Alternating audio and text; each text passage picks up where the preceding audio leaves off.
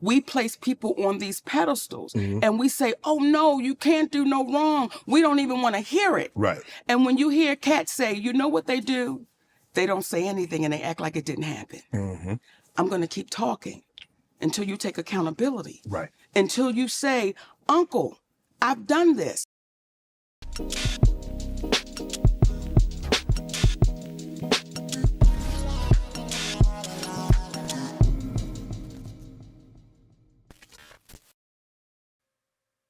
Hello, everyone. Welcome to the simulcast of Love, Life, and Marriage with The Woods and the BCV channel. I am your host, Pastor SaikoWoods, and this is my lovely bride, my rib.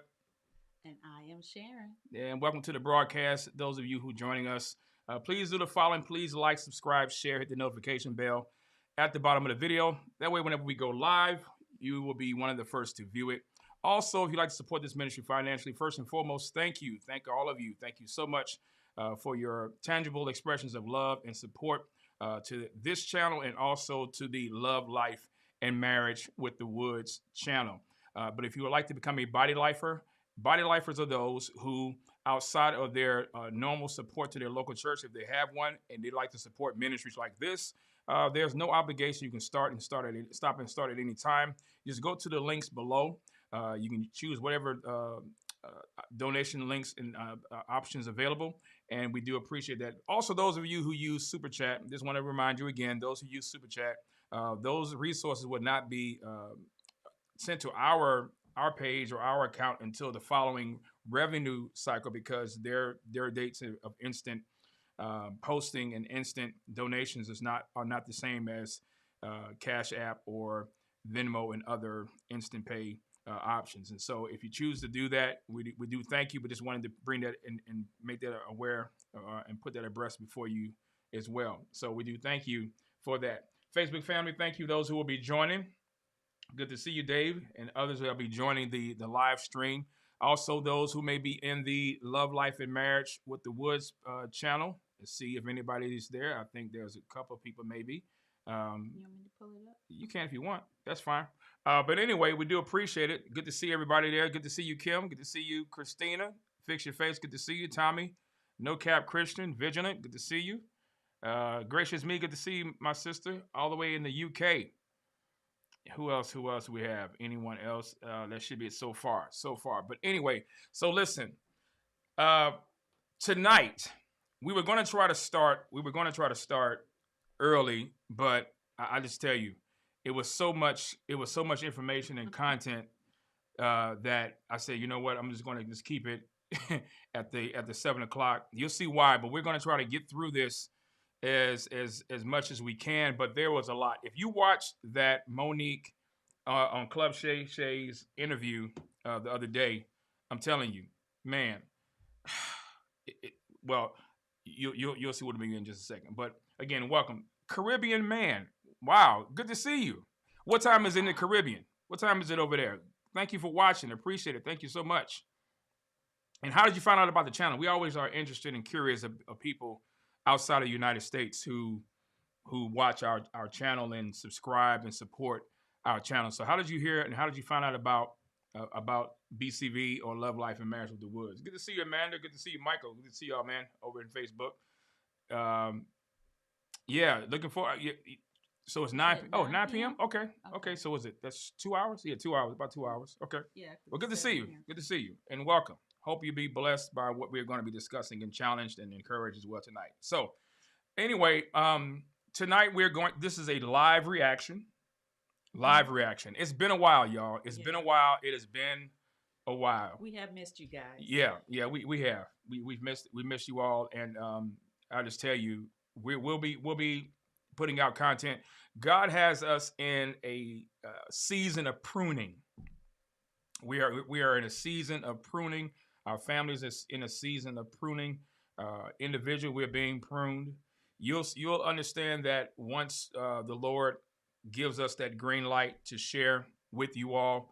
And I'll tell you this much: I do believe it's going to resonate with a lot of you. It's going to confirm some things with some of you. I believe it's also going to encourage and challenge and strengthen many of you to let you know that all of us are going through something, and all of us will get through something together. But it's going to require us being able to bear burdens, meet needs, being open, being transparent, all of those things. And so we'll be talking about that, and that will be probably discussed on the marriage channel. So with that being said, if you have not subscribed to the Love Life and Marriage channel, this is why we've done doing a simulcast, because that way when we get to 1,000 subscribers, then we can just do our live streams on that channel, and we'll be able to build and generate, you know, revenue and things of that nature, and people will be able to spread and get the word out for that. So if you have not subscribed to the Love Life and Marriage with the Woods channel, please do so. Please go over there and just subscribe to it. I'm pretty sure we have videos that some of you still have yet to see.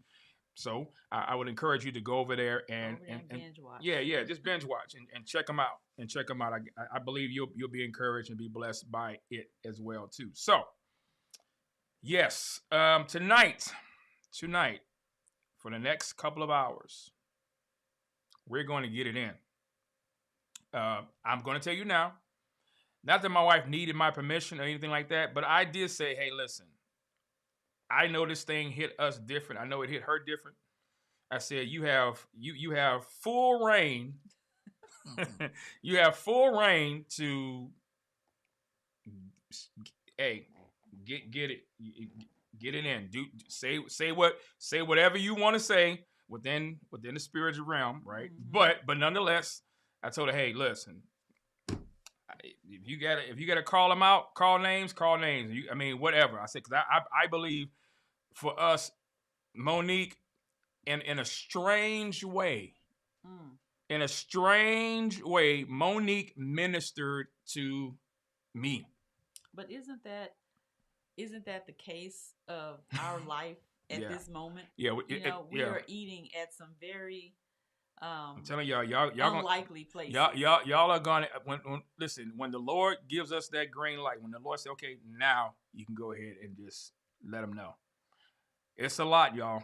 Mm-hmm. It won't be discussed in one video. I put it that way. It's gonna be matter of fact, I'll tell you this much. Y'all remember if you haven't, let me ask you this. Have y'all watched the abuse series that my wife did on the Love Life and Marriage?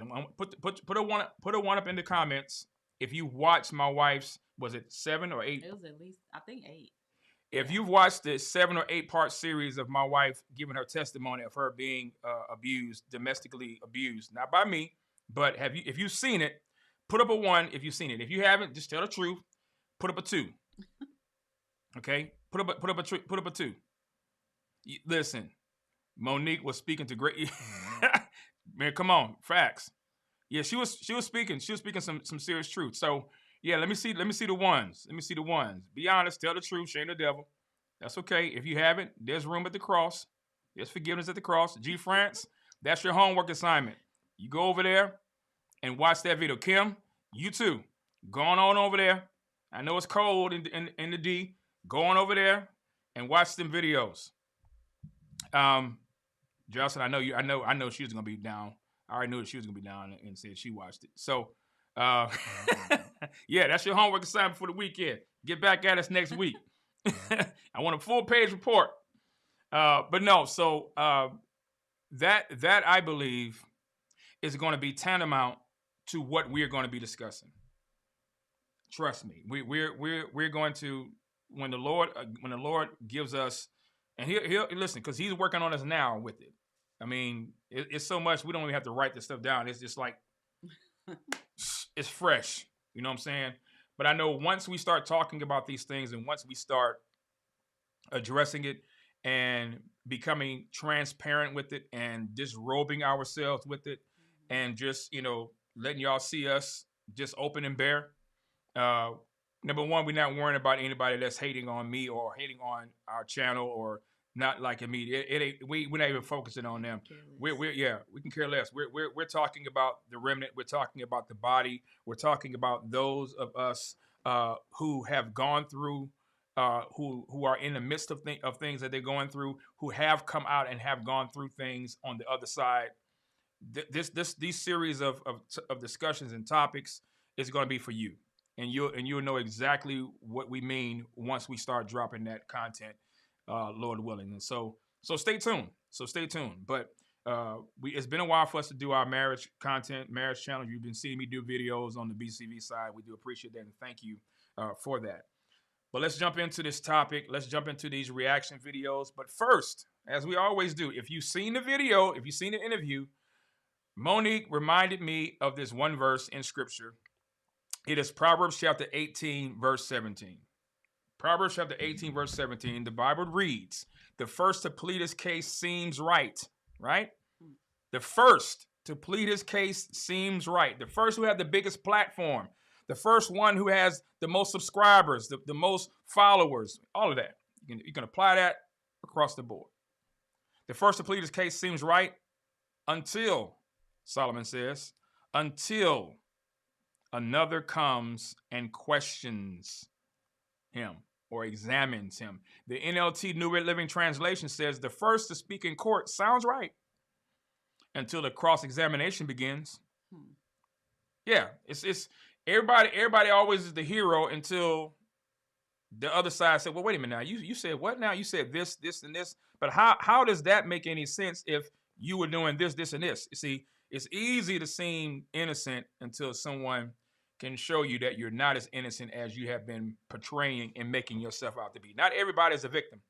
There's some villains and villainesses. Yes. Okay?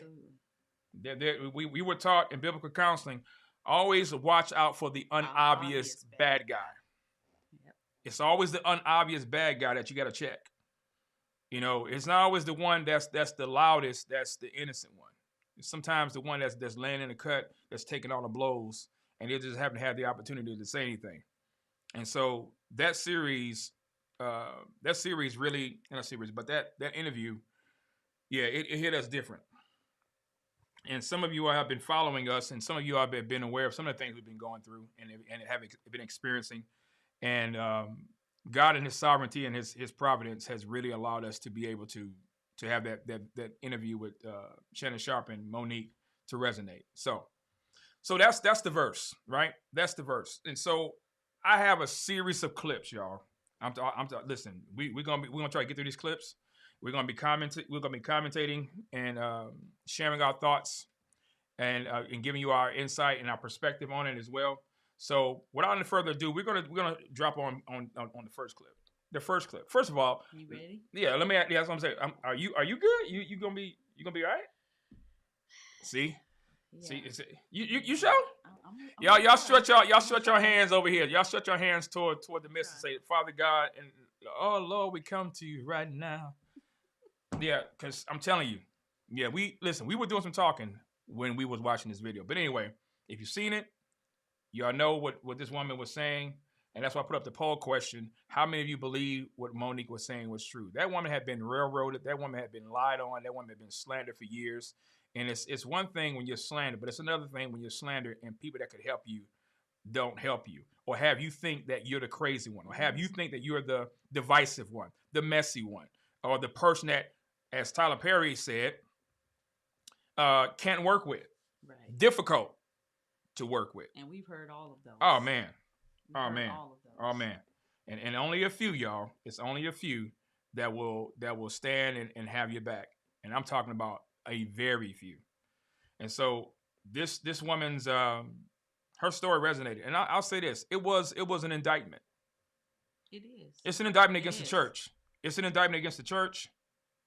It's an indictment against every Christian who had the mindset, or who has the mindset of the people like the Steve Harveys, like the Tyler Perrys, like the Oprah Winfreys, like the norm, the populace. Mm-hmm. Mm-hmm. It's an indictment against the church, man. It's an indictment against the church. And so that's why it really resonated with me and my wife and some of you all in the comments. And just because a lot of people are saying it doesn't make it true. That's right. It doesn't make it right. Right. Exactly. So this is why we wanted to do this video tonight. So get a snack. Make sure you guys have your drink. We got ours. Let's get into it. Clip number 1. Right. Right. Mm-hmm. And if you tell me something and you say, Monique, I've done something to somebody, but don't say nothing. Shannon, I'm going to need you to fix that. Because if you don't fix it, I'm going to have to tell that because it's wrong. So when she tells me this is not his baby, but I'm going to tell him it's his baby, I can't let you do that.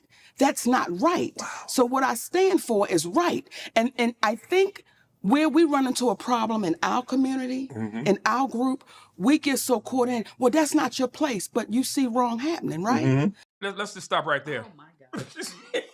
See?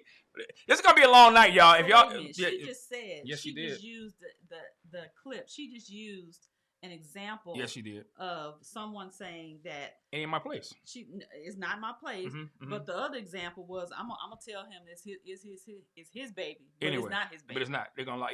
Yeah. Because so you want somebody to cover your lie. Yeah. And run along with your lie. Yep. And then get mad when they tell you, no, I'm not doing that. I'm not doing that. And not only I'm not doing it, but I'm gonna tell. And I'm gonna tell the person that you gonna do it to. That ain't their baby. Right. And you got so long before I go That's tell right. them. I'm That's gonna right. give you a deadline. That's right. I'm going to tell them. And that's the mentality. That's the mentality. That's the attitude. It ain't my place, or that's like Fix Your Face said, that ain't my church, that ain't my pastor. See, that's the mentality. This mess we in now. Yeah, that's the mentality, y'all. That's the mentality. Nobody wants to speak up. Nobody wants to get involved.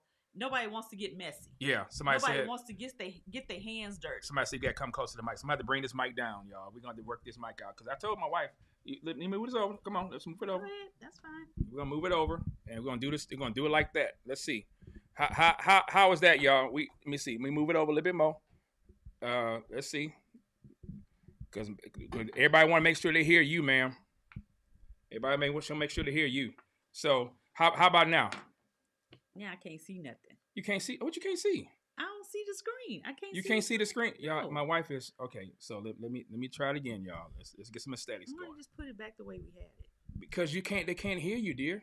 No, I'm talking about when we always have it before. I had it right here. No, that's not what. I had it up here. I had it boomed, but they say they can't hear your voice. Y'all can't hear me. Now they can't. You yelling? That's the whole point. But can you see it now? You can't see it? Yeah, I can see it. I'm all right. You sure? Fine. Yeah. Okay. All right. Good. All right. Somebody said have you sit on the phone book. Who said that? That was no cap Christian. So that means he ain't lying when he say what he say. I'm sitting on 2 pillows already as it is. My wife is 5'1", y'all. I'm 5'2". Say, what's an inch? I guess it's a lot when you're short. Okay. Yes, it is. But so is the sound okay? So you say you can hear now? Okay. Kimmy say yeah. So people want to make sure they can hear you. Okay, cool. All right, so we good, right? Good. I know y'all can hear me. I know y'all can, because my levels go on yellow when I talk.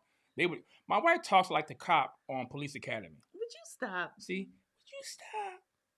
That's how she be talking until she gets mad, which will be in a few minutes. So let's continue with the rest of the video.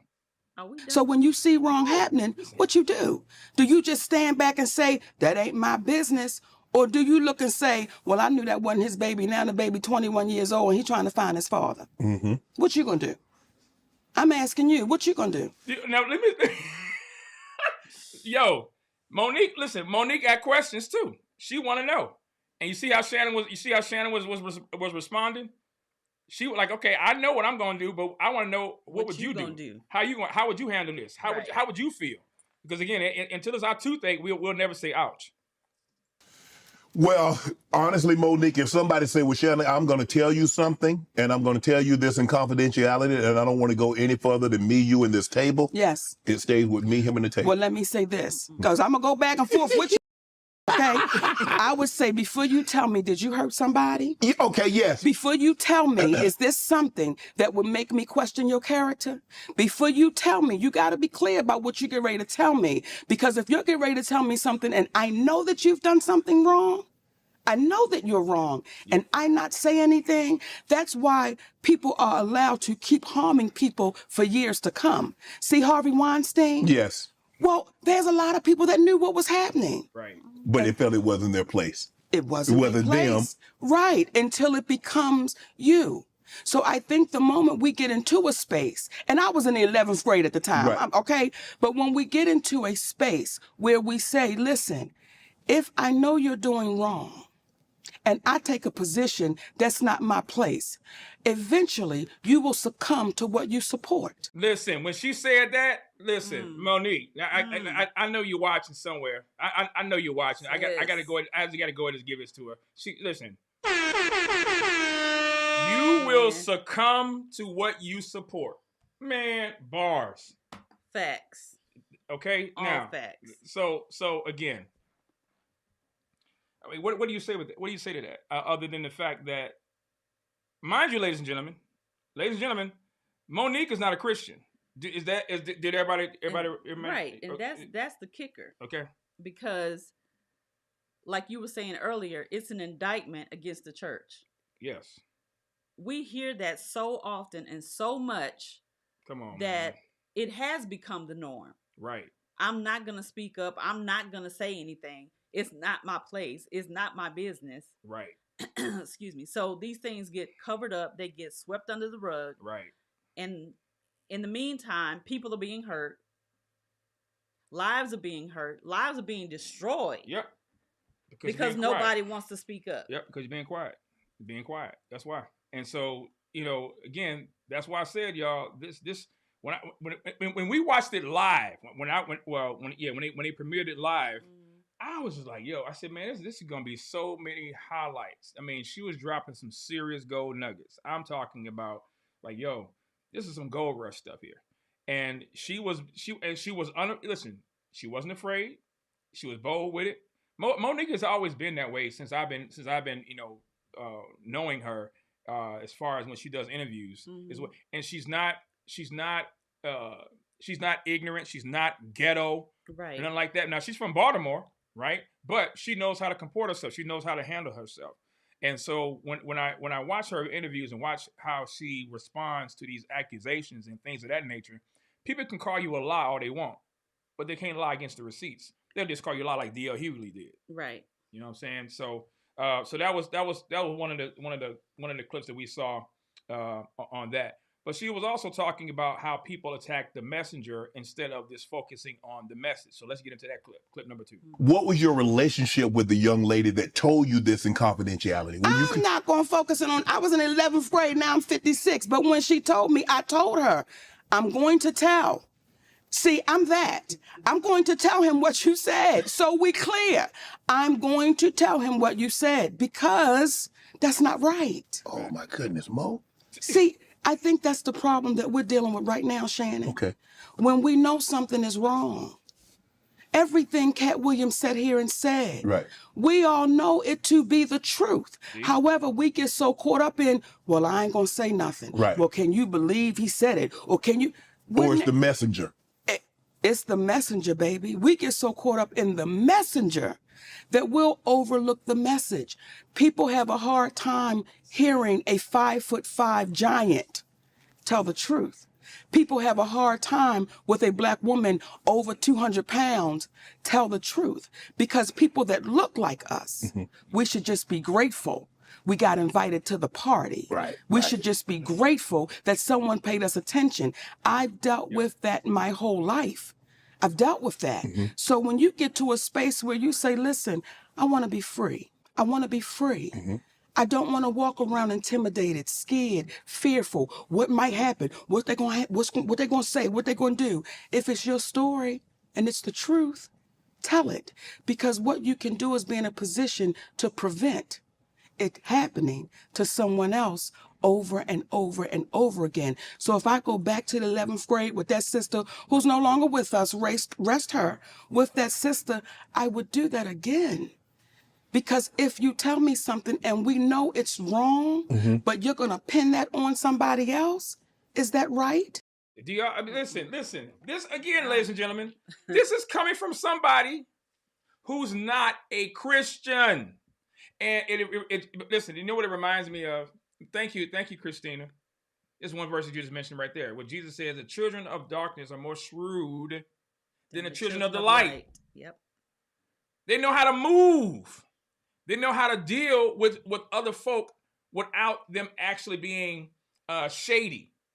but they can deal with shady people without being shady themselves. They Right. got street snaps and street sense about themselves. Why is it as we as Christians, we say, but we act like we don't know how to think? Well, probably because most It's of like them you want to don't. put your common sense down. Yeah, I'm like, And I don't understand that. I'm saved, but I ain't stupid now. And Listen. we have been living this life Man, listen. that we are in Yep. now Yep. for years. Yep. Because when this 5'11" man speaks the truth, you become the enemy. I told y'all she about to go. She about to take off, y'all. She about to take. Y'all see all this beautiful yellow? She about to turn red on y'all. I'm telling y'all, she come back. She about to turn tomato red. Watch. The more these videos drop. Oh yeah. Y'all thought y'all couldn't hear her talk? Okay. But listen, it's an indictment, y'all. I can't say it more clearer than that. It's an indictment against the church. It's an indictment against believers. I mean, y'all, if y'all been following my content, following my channel, look how many people come at me because I'm defending the innocent. Yep. But it's not the way that they would do it. And if it's not the way that they would do it, not only would they try to disagree with me, but they'll try to destroy what God. How you gonna first of all, how you gonna destroy what God has established and Right. developed? That's stupid. But then they get nonetheless. mad because Yeah, you yeah, have yeah. receipts. And say a Christian not supposed to have listen, receipts. Don't listen. What kind of foolishness is that? Listen, y'all. We're gonna get to that clip in a minute. Trust me. If I didn't highlight any other clip, y'all know your boy highlighted that joint. Y'all know when I saw that, I was ready to run. I was ready to run when she brought up them receipts. When Monique got receipts, y'all. Because I'm like, okay, Receiptology, facts. what we have nothing to be fearful of. Nope. And you should have nothing to be fearful of if you telling the truth. Right. You're only fearful when you know you're lying. Right. And you know you're gonna get caught lying. Right. And then you get mad because the person that you don't want to say nothing is gonna say something and pull out the receipts that shows you lying. Jesus Love said, bro, BCV slipped Monique some note before that interview. Man, listen, yo. The School of Receiptology is free. It sure It's free. is. It's open enrollment right It now. sure It's is. open enrollment. I can show you how to do it. Listen, I can show you how to do it. Hey, look, ask Noble Beran. He signed up for the Receiptology 101 class. The instructor, the professor's right there. As a matter of fact, she gave me the course. She gave me the course in 2001. No, excuse me, 2000, 2001, give or take. But anyway, it was a long time ago, and it's a free course. If you want to know what the doctrine of receiptology is, it's just a doctrine of keeping receipts. That's all. Because trust me, you're going to need them dealing with people today. Talking about what Christian keeps receipts. But that's a okay. smart one. See, and we ain't talking about we ain't Corey talking either. about that one. We ain't either. talking about Corey either. How about that? Yeah, I said it. Yeah, I said it. Because maybe he should have kept some receipts. So before we get too ahead of ourselves, before we get too far ahead of ourselves, this is David said, why would we be encouraging covering up sin? Where's Christ? Exactly, he's not. Mm-hmm. He's not at all. So she's asking clear cut, no holds barred questions that should force all of us to think. And again, I don't believe Shannon Sharp is a Christian. We're watching unbelievers, y'all. Right. Listen, unbelievers, right, that are dealing with issues, and they're dealing with it better than the church. And the other thing is this: why is it that we have such a problem with someone making you think? Yeah, absolutely. Can we go ahead? Yeah, go right ahead. Absolutely, please. Yes, please share the video. Go right ahead. Why do we have a problem with us making you think when you ask questions? Because people look at it as being intimidating. You're trying to impose. You're only intimidated if you can't answer the question. Well, that's and you answered your own question, dude. You answered your own question. Yeah, he sure did say that, Sean. He said it's God's side and then the other side. That's exactly what he said. But listen, let's get on to the next clip, y'all. Let's get on to the clip. Clip number 3. Trauma and disrespect is what I call this. Trauma and disrespect. We've been taught to say trauma is okay. We've been taught to say you mistreated me, you abused me, you violated me, you disrespected me, you belittled me, but I'm supposed to look at you at Thanksgiving and say, how you doing, Unc? Listen, Mm-mm. is there anybody in the live, anybody in the chat, Facebook family? Can anybody resonate with what this woman just said? Have you been around people that act like that will actually act as though they didn't do anything wrong to you? I mean, whatever that wrong was, or they want you to get over it, or act as though, hey, I mean, if you felt that way, no. See again, yeah, but that's the mentality, that's the attitude, and listen, we're talking about in the church. I'm not even talking about the world. I'm talking about the church. We can take this woman's video interview with Shannon Sharp and apply this to the visible church. Listen, Yes. it's not the remnant that's acting a fool. It ain't the remnant. No. It ain't the invisible church, y'all. It's the visible. Yep. It ain't the invisible church that's doing this. It's the visible church that you see all this foolishness going on. So this is the stuff we got to contend with. This is the kind of stuff we got to deal with. And this woman is calling. There you go. Thank you, Leah. Thank you, Brandon. Thank you, Amanda. Yeah, this stuff. None of us are immune to it. But those of us who speak out against it, if you don't have a platform, then you're the ones that's the troublemaker. You're the ones that are they're being divisive. You're the ones that can't let stuff go. No, I can't let it go. Then they want to throw out, well, love covers a multitude of sins. Man, come on. They don't even know the author's intent of that verse. You don't cover sin until the sin has been dealt with. Right. I'm not talking about little petty stuff. I'm talking about stuff that you know, hey man, no, bro, sister, you did this. We need to deal with it. We got to deal with this. Ain't none of it. We're not finna go break a biscuit. We're not finna go to no restaurant. I'm not finna come to your house either. And you definitely not finna come to mine until we have a conversation. This woman must have been reading our emails or been on our phone and ear hustling. When I tell you that I got about 20 clips that I just gathered up, and it took me I was doing this almost all day, seriously, because y'all know when I do stuff, I try to do it right. I want to make sure that it's in sync, that it flows. And man, and this is like my third time watching the video. That's a 3-hour video, y'all. Mm-hmm. That was my third time watching that joint. So and it's like it hits me different every time I listen to it again. Listen. Yeah, they want to cover it, but they don't want to deal with it. You got to deal with it. It's unchristian not to deal with open sin. It's unchristian. But what else you got to say, Mo? That's what we've been taught. You swallow that pain. That's why people have such a problem with Cat Williams. People have a problem with people that says, I'm going to tell the truth.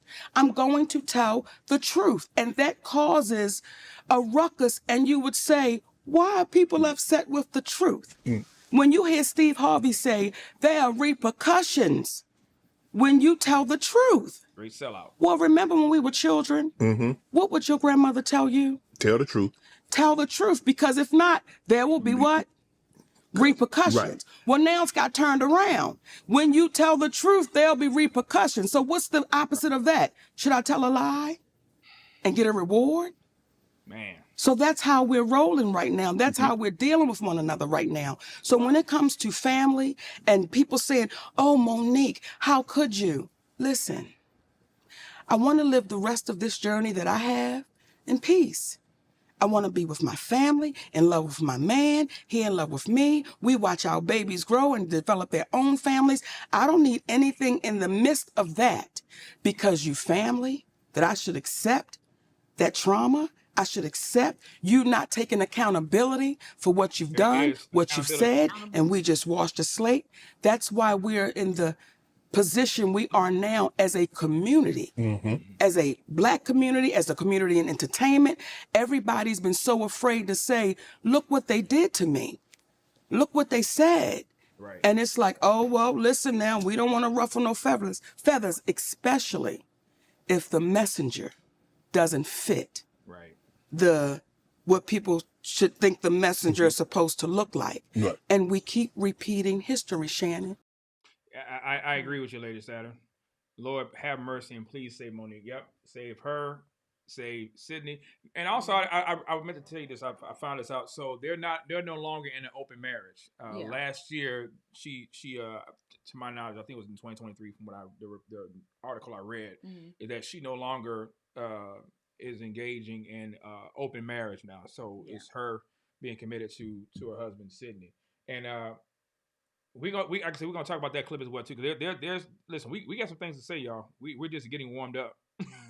Yeah, she is speaking biblically and not even knowing it. She doesn't even know it, and she's speaking biblically. And can we just say this real quick? Let's put this to bed. Just because a person that's not saved is dead in sin does not mean that they're dumb, right, or stupid. They're spiritually blind, but God, still in His sovereign providence, uses unbelievers to speak the truth. Hello, Caiaphas. Hello, Herod's wife. Hello, Epimenides. All of those are unbelievers, pagans, by the way, who God used to speak truth to either His people, the Jews in Israel, or His bride, the church. So please don't take the fact that these people are unsaved, that they can't speak truth. And the fact that they speak truth to the church, when the church is supposed to be the pillar and ground of the truth, indictment. And it's period. Also, unbelievers at the status that Monique is would probably be more inclined to go to church or be around church if they knew that there weren't so many fake people in the church. But they've seen it. Oh yeah, I'm sure they've seen it. They've experienced it. I'm sure. Definitely. And I was remember this is during the days of Periscope. Y'all remember Periscope? She used to do Periscope lives, and I was able to have conversations, just brief conversations with her, stuff like that, when she was doing workouts and stuff like that. And we were this close of trying to cement a interview and dialogue, but our schedules couldn't coincide. And then Periscope was gone, and so I'm hoping and praying that I can one day have, because she seems to be a nice woman. I mean, her and her husband. Just being able to and we don't have a problem with her and her husband being together, but we'll get to that later. Yeah. But I think what she's been saying is just like I said, man. I was encouraged by it. I was encouraged. It was confirmation for me, and even a sense of vindication that we're not crazy. That we're not crazy. We're not out here just making seeing up stuff. Yeah. No. We're not. This is not Sharon and Seiko's concept. These are biblical concepts that unbelievers just happen to know and live out. Golly. So anyway, let's get to the next one. And it was one of the sound bites that I put up on the beginning, but let's run it back. We place people on these pedestals and we say, oh no, you can't do no wrong. We don't even want to hear it. Right. And when you hear cats say, you know what they do? They don't say anything and they act like it didn't happen. I'm going to keep talking until you take accountability. Right. Until you say, Uncle, I've done this. So again, accountability. You know what I'm saying? That's a cuss word in the church. Yeah. Ooh, they said the A word. What they did? What ASS? No. ACCOUNTABAILITY. Accountability. I have never seen so many grown folk, adult folk, not be held accountable. Right. Because what that means is you're going to have to stand in account for your actions, for your words, and your deeds. But you don't want nobody to do that because that's going to put you. You think that's going to put you in a bad light. Right. You're not going to be able to sit at the cool kids table. You're not going to be invited to certain functions. You're not. You're going to be quote unquote blacklisted, blackballed, or whatever the case might be. So again, the Bible calls it the fear of man. That's what the Bible calls it. It also calls it men pleasing. And so when you're not confident, when you're not confident in who you are in Christ, when you're not even sure who God made you, and some people don't even have to be Christians, and they have more sense of morals and integrity than professing Christians. Again, this is why I made sure that we were not going to let this week go by and not respond and do this video and do a reaction, because this thing here, man, listen. I said, okay, yeah. And so the next clip, receiptology. Monique's receipt game. Just in this alone, I was ready. Listen, I was done when I heard that. I was like, okay, you said enough. I ain't crazy. I know I ain't crazy. When I be red dotting folk, when I be keeping receipts, and I don't do it to expose anybody unnecessarily. Anytime I expose you, you had it coming. Yep. You had it coming. It don't matter if it was Terry Anderson. It doesn't matter if it don't matter who it is. Mm-hmm. You had it coming. You lie. You intentionally try to defraud people. You try to set somebody up, or you try to mess over me or people that I know, and you think that, and then you want to try to flip it and blame the person that exposed you as though they're the one that's wrong. No, that's not how that goes, player. That's not how that's going to go. That's not how that goes. No, sir. No, ma'am. See, Abraham says, and we wonder why our children are so unruly and rebellious because parents are not teaching these biblical principles. Facts. Yep. Straight up. Pocahontas said, folks don't care nothing about that. They rush into leadership positions wanting what is given, but totally ignoring what is required and the consequences thereof. Come on now. Yep. So let's go to the next one. Let's go to the next clip because again, this was ether to me. This was I like, okay, I'm ready to go home and collect the offering, and we can just pack up right here. Monique's receipt game. Tyler Perry called us up, right? And he said, I can see the pain in you and I can hear it.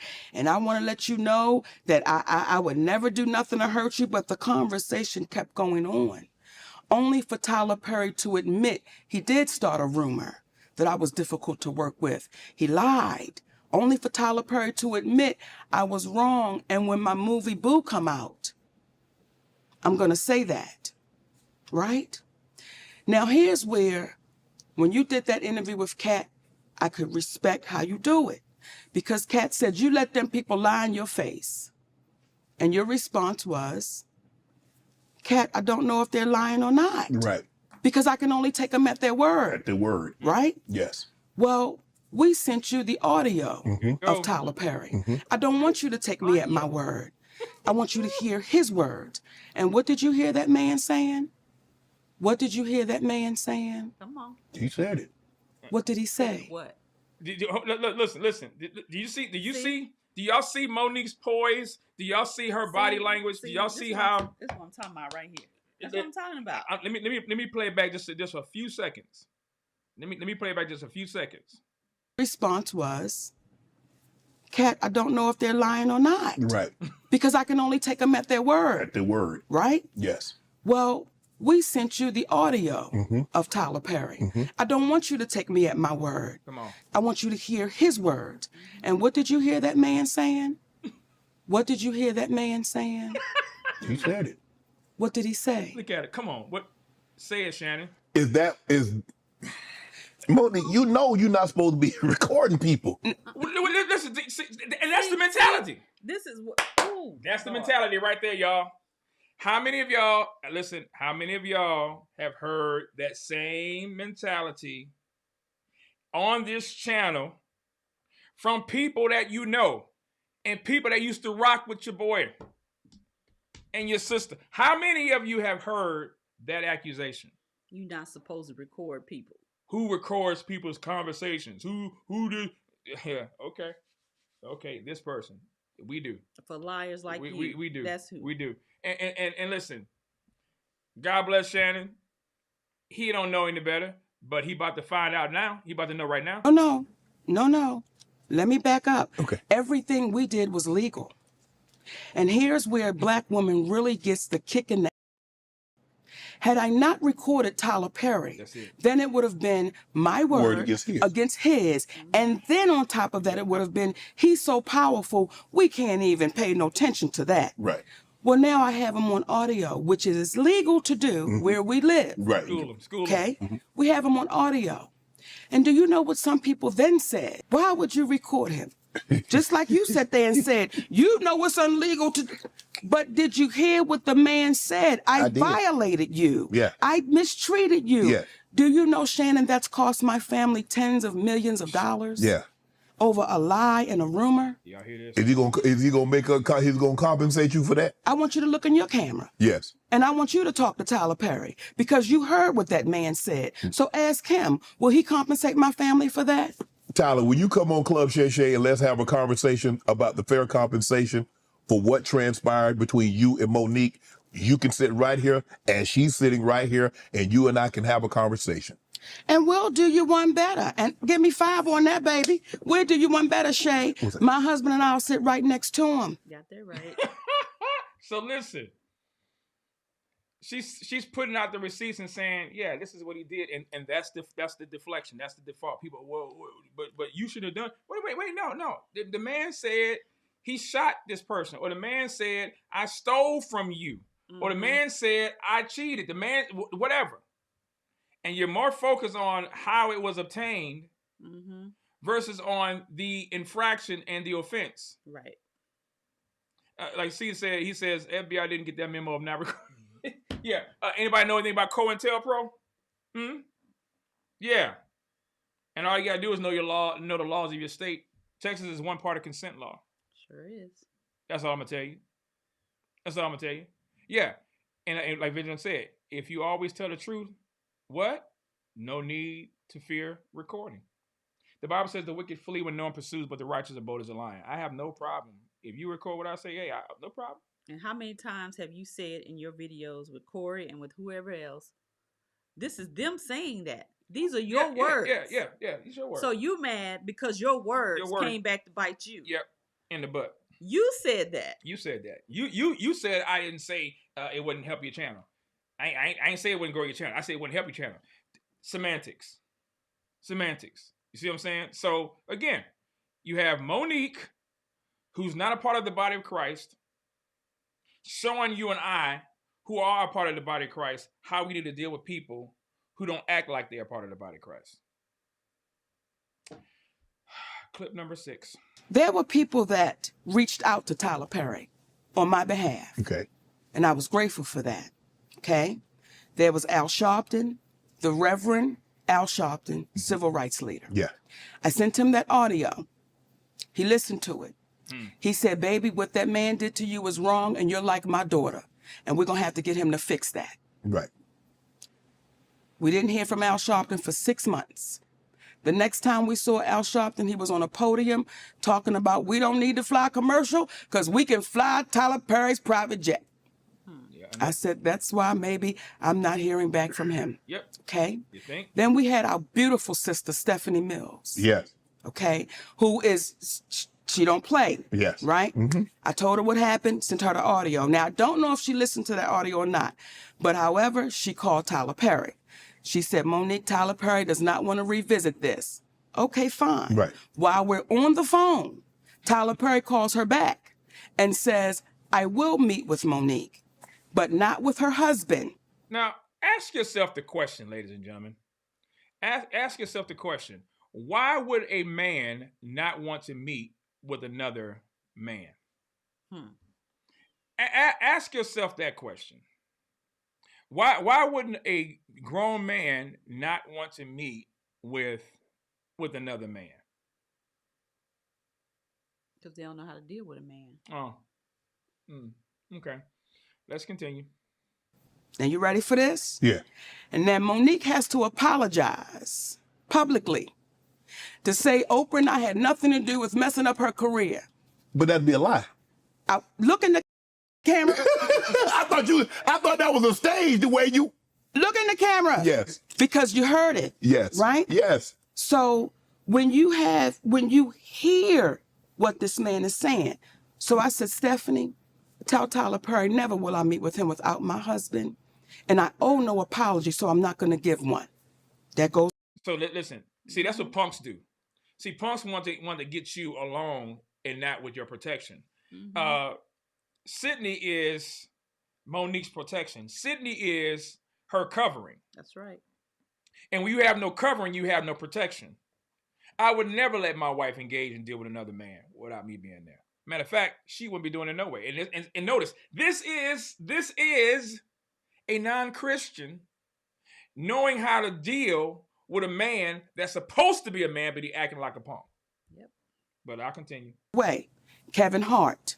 Now, you know when Cat Williams said gatekeepers? Yes. Kevin Hart, I do his podcast. Yes. And I want y'all to re-listen to the podcast so you can hear it for yourself. When he first comes on, he says, "You're like my mother. You're like my aunt. You're like my sister." Okay? Then we do the podcast. We speak about the Tyler Perry situation. Oprah Winfrey, he said, "I don't really know Oprah, but I'm going to reach out to Tyler." I appreciate that. Kevin kept his word. He reached out to Tyler Perry. Kevin Hart called me back about maybe a week or so later. He said, "Mo, I talked to Tyler. He said he don't want to revisit it." He said, "But I tell you what, let's move past that, Mo. Let's just move past that and let's just do great things. So whatever That's what Kevin said. I want you to hear me, Kevin Hart. Let's move past that, Mo. Let's do some great things together. Don't even worry about it. Whatever y'all want to do, I will partner with you. I'll executive produce with you. You just let me know what you want to do." Now, why would that be a problem for her to make these statements public and make these statements known? What's wrong with that? She's being accused of mentioning Kevin Hart's name. She's being accused of mentioning Tyler Perry's name. She's getting accused for mentioning Lee Daniels' name, even though her and Lee Daniels, they cool now. She's being accused of mentioning all these people's names that she said, those in the business and those in the industry, they know that they're not lying. They know they're not lying. But because because it doesn't fit their narrative, because it may mess up their bag, this woman's bag has already been messed up, like she said in the previous clip, over a lie. Right. And how many people have in our life and in our ministry have said, "I'm going to help you. I'm willing to help you. I'm willing to help you with your website." Spent time. Listen.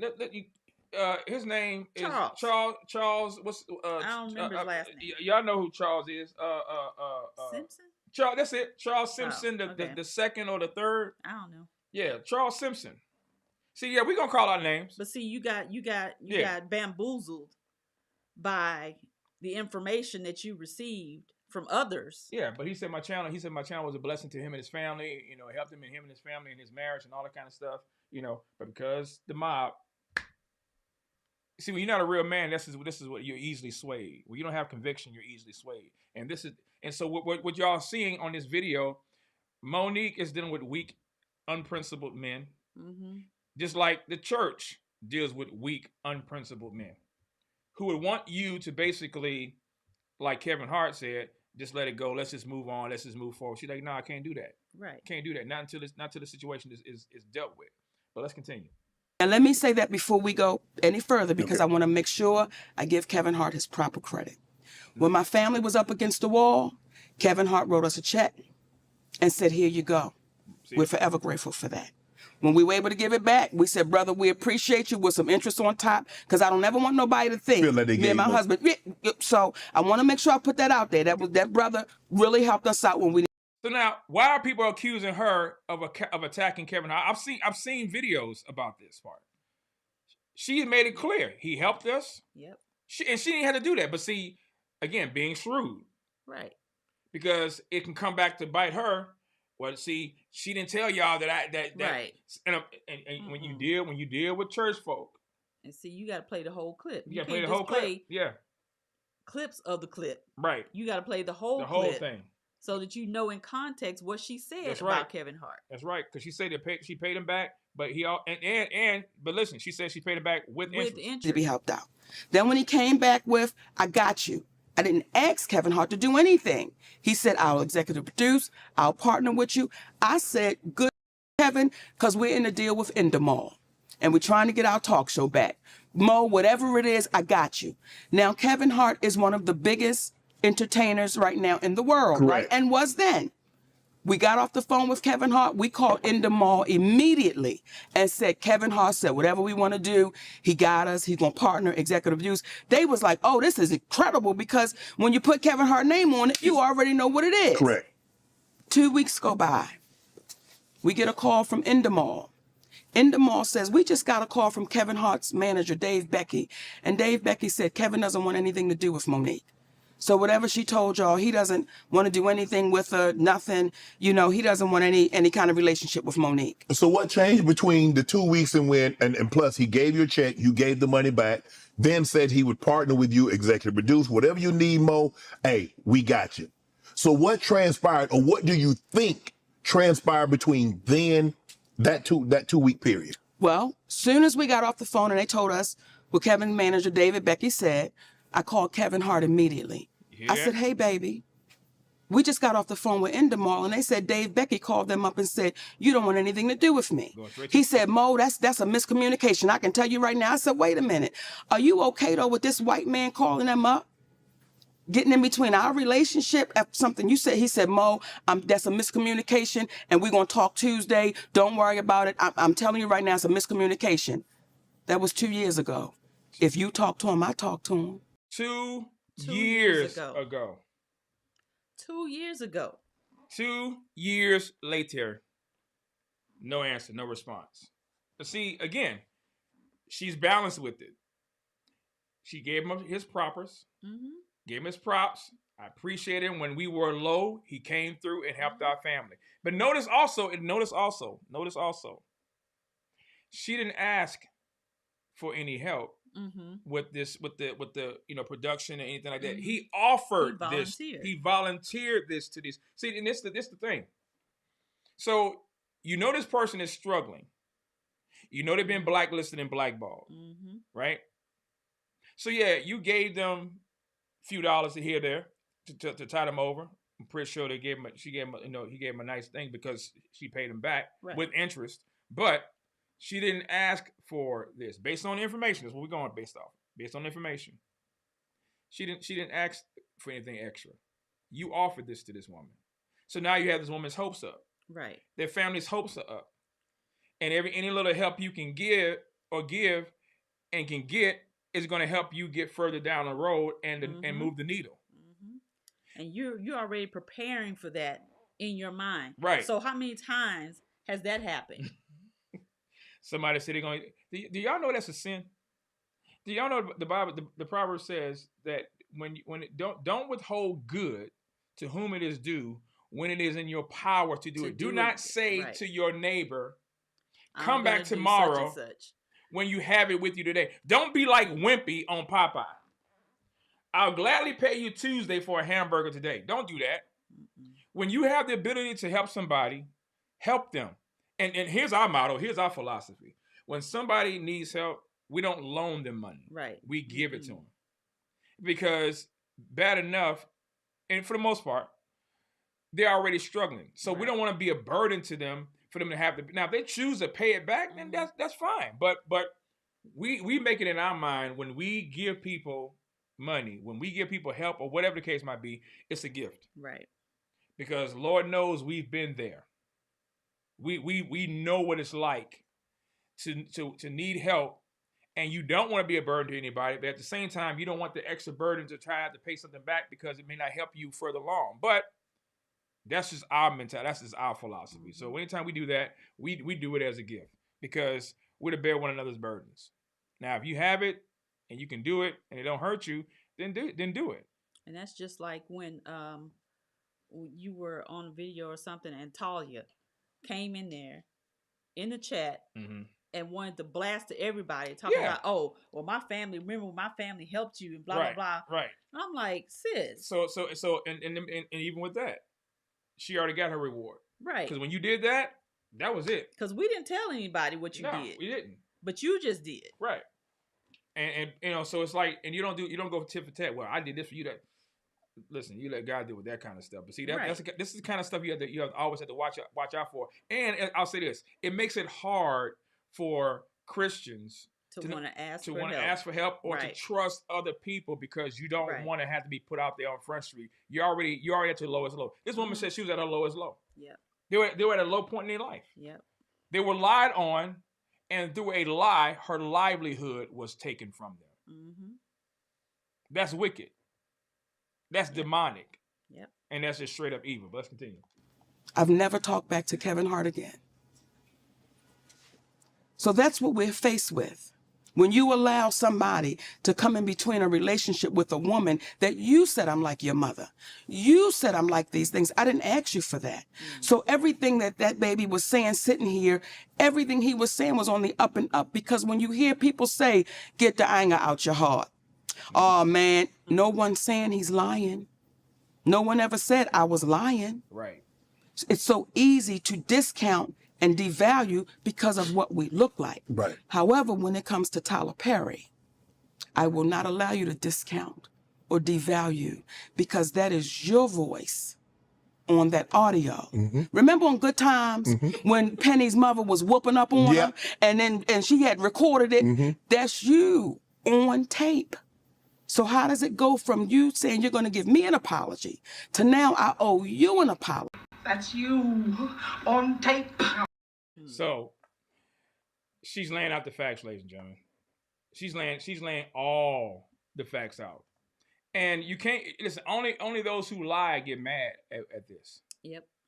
Those who don't have principles, those who don't have integrity, they're the ones that's coming at Monique and feeling some kind of way. But if you're telling the truth, you ain't got to worry about nothing. And trust me, they're not worrying about a thing. Now, there's an audio that had been released. Matter of fact, she had released the audio of the conversation between her and Tyler Perry and with her husband Sydney. I had a copy of it. I have a copy of it, so I'm gonna play some short clips of it. But you can go online and just pull it up. You can go online and just pull up Monique leaked audio conversation or leaked audio recording of Monique and Tyler Perry. You can go right there. And why are they saying it's leaked? I mean, she put it out there. Yeah, leaked or released. Yeah, it'll probably either under leaked or it'll just say audio conversation. But yeah, nonetheless, she exposed them, and for the very reason that Shannon was saying, well, you know, why would you record it? Why would you do? Because people lie. Right. They lie. That's why they do it, and that's why you have to do it. Do y'all know that there are people that are in prison right now? Some people have lost their lives because of a lie. Because of a lie. And so we're living in that time, y'all, where people lie on you, and if you don't have your receipt game, if you don't have your checks and balances, if you don't have protective measures in place, hey, you up the creek, man, without a paddle. Hey, Shanika, how you doing, sis? Good to see you.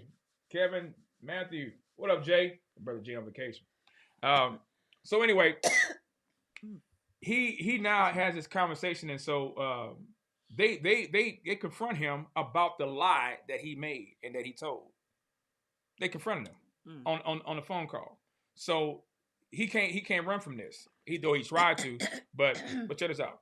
I said to you earlier, Sydney, that wouldn't be fair. I wouldn't think that was fair. But what would you want to be done, sir? How would you want it fixed, Tyler? But wait a minute. He said, I told you I didn't think that was fair. That's what he said. I didn't think that was fair.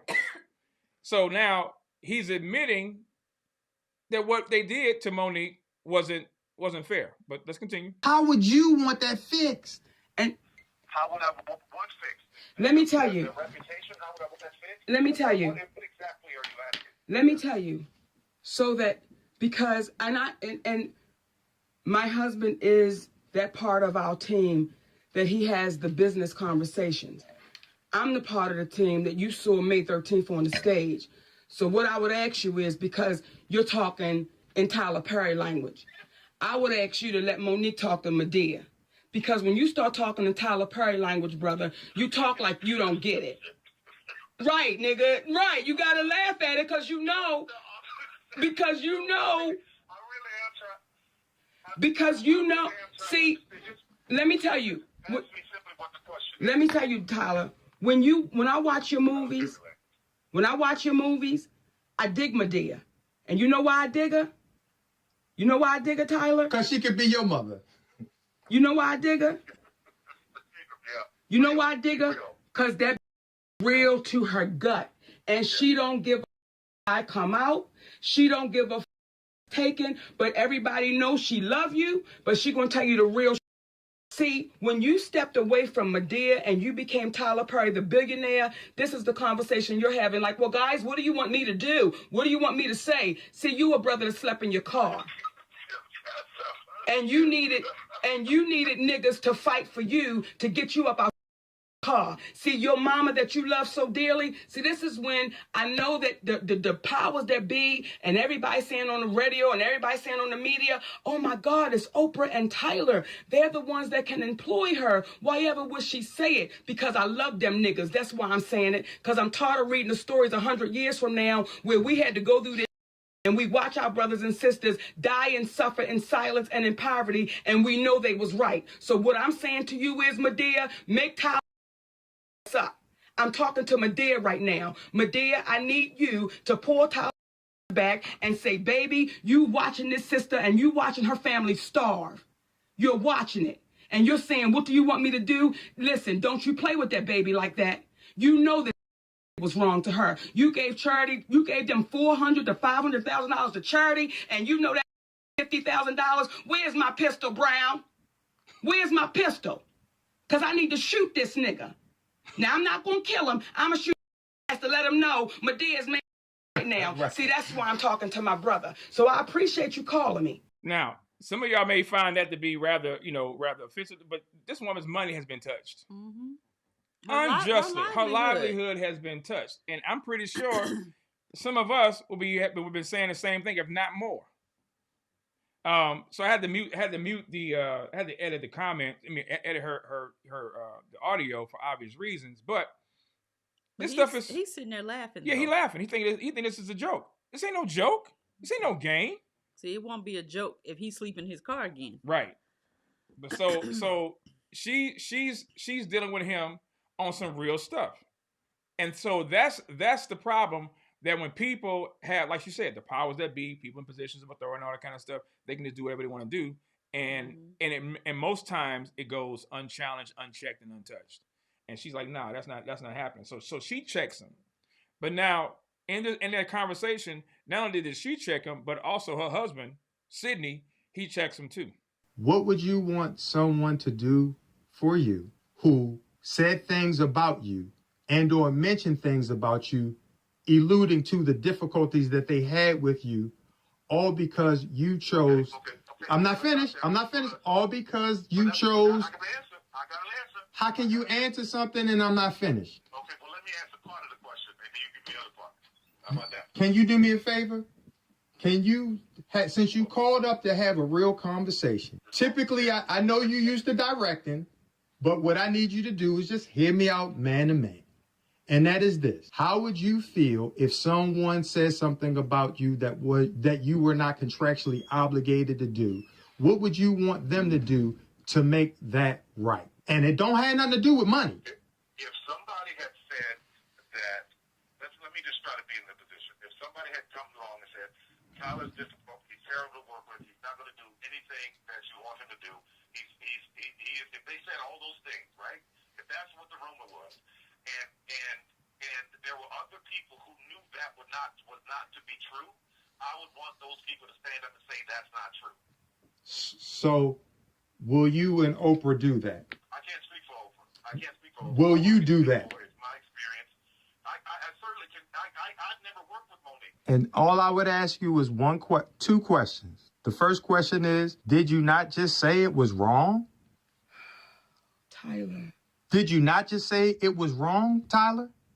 Do y'all hear the grief? Mm-hmm. The pleading. I mean, the woman sighed. She sighed and said, Tyler. I mean, cause she's like, bruh, you? So now her husband, look, shout out, props to him. You know what I'm saying? Because he's on some real man stuff. He's checking this dude, and rightly so. Mm-hmm.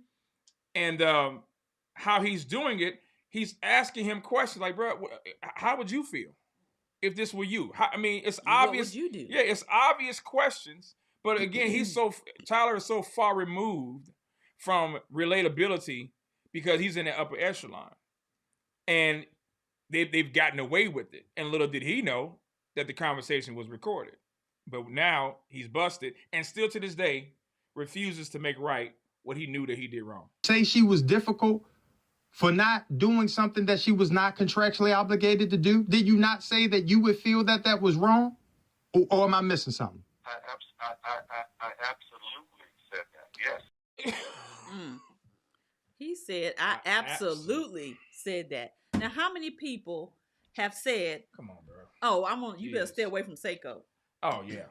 Been warned to stay away from me. Not because I'm a thief, not because I'm a cheater, not because I'm a liar, robber, no, just stay away. Just stay away. He gonna record your conversation. That's their warning. I'm saying, okay, but if you have nothing to worry about, lying, you ain't got nothing to worry about. I mean, because I had a problem with people record my stuff. Dude, did you call him that? Yeah, I did. Yep, I did. Yep.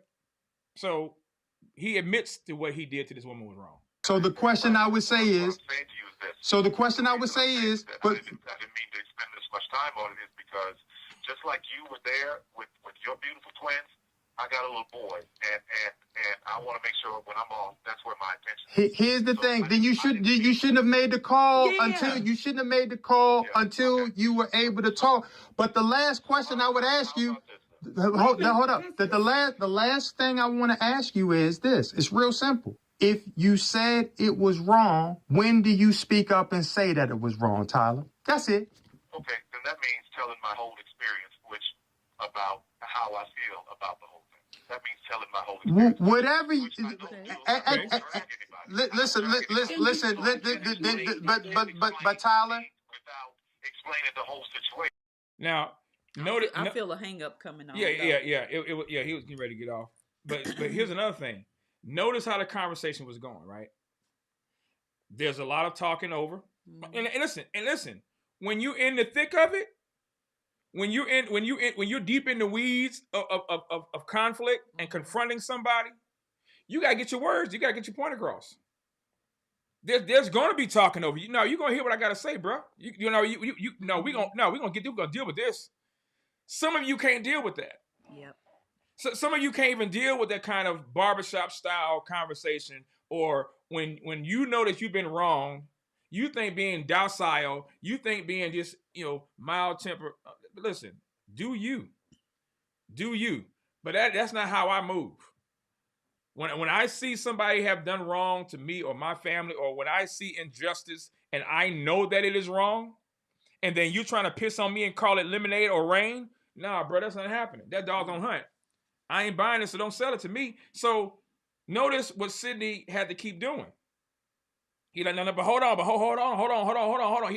And listen, that's real life stuff. Right. That's real life stuff. So when y'all see me getting in with some people sometimes online, pastors aren't supposed to talk like that. What you mean, pastors aren't supposed to? Have y'all read Acts 13? Have y'all read Paul and Barnabas when they got into it? He was up there, him and Hines. Gosh, yeah, him and Hines stuttering, and bro, you're wrong. Calling him out. Yeah, he was calling him out, holding his feet to the fire. Right. So you accuse this woman of being difficult. You accuse this woman, matter of fact, lied on this woman, and because this man has a platform, dear, that's my point. Mm-hmm. Because he has a platform, we see it go on right now with Trump. Yes, absolutely. The lamestream, not the mainstream, but the lamestream media. Mm-hmm. Big tech and all of them, they put out lies because they got the platform. Yep. And most people who are ignorant, they believe it. And so now this man is being falsely accused of starting an insurrection. Yep. That he did that according to impeachment trials that he went to twice, mm-hmm. They had nothing on him. Nope. But they're trying to stop him from running for president. They're trying to do it in Colorado, and it's going to set a bad precedent. Because if the Supreme Court, if they have not ruled in Trump's favor and saying that there's no legal precedent from Constitution, they're trying to use the 14th Amendment saying that he led in the insurrection. No, he didn't. He said when you go over there, I'm paraphrasing, to peacefully protest. Mm-hmm. Keyword. All they gotta do is play the audio. Right. That's what I'm saying. They got the video. Play the audio. Whole audio. They got the video. They got all of it. They got all of it. But that's not what they played before the people. No, they don't. They don't. Matter of fact, CNN didn't even play the press conference when Trump came out and was speaking about what the Supreme Court was deliberating. They didn't even play the press conference. So these people know exactly what they're doing, and the church is no different. Nope. People with platforms, people with power, quote unquote, they're the ones that control the narrative. Yep. And if you have weak-minded individuals that follow you, then you're gonna believe the people because of their platform. You're gonna believe the Tyler Perrys. You're gonna believe, the TD Jakes. You're gonna believe the who's who in Christendom. The Oprah Winfrey's of the world. You're gonna believe them all because of their platform. And you don't even know these people, but most of these people live vicariously through these celebrities that they would never meet, and these celebrities don't even care about them. And so I was reminded in the scriptures of 1 Kings chapter 18, verse 16 to 18. This is what Ahab and Elijah. So Obadiah went to meet Ahab and told him, and Ahab went to meet Elijah. Y'all know Ahab was the wickedest king, the most wicked king in Israel. The text says that. When Ahab saw Elijah, now Ahab is a king. He's the ruler of Israel. When Ahab saw Elijah, Ahab said to him, "Is this you troubler of Israel?" He's putting a bad rumor and giving Elijah, the prophet of God, a bad reputation. And he calls him the trouble of Israel. And had Elijah not said anything and not defended himself like some Christians do, it would have stuck. But notice what Elijah said in verse 18. He said, "I have not troubled Israel, but you and your father's house have." Why? Because you have forsaken the commandments of the Lord and you have followed the Baals. That's what he says. No. I'm not the troubler. You're the one that's causing trouble. And listen, the Bible makes it clear. We're not the troublemakers. It's those who has caused the trouble that are the troublemakers. And if we're not careful and we don't push back, they're going to win the narrative. 1 Kings 21, 8 to 13. This is his wife, Jezebel. She sets up Naboth and gets Naboth killed. How? Out of a lie and over a lie and through a lie. Verse 8.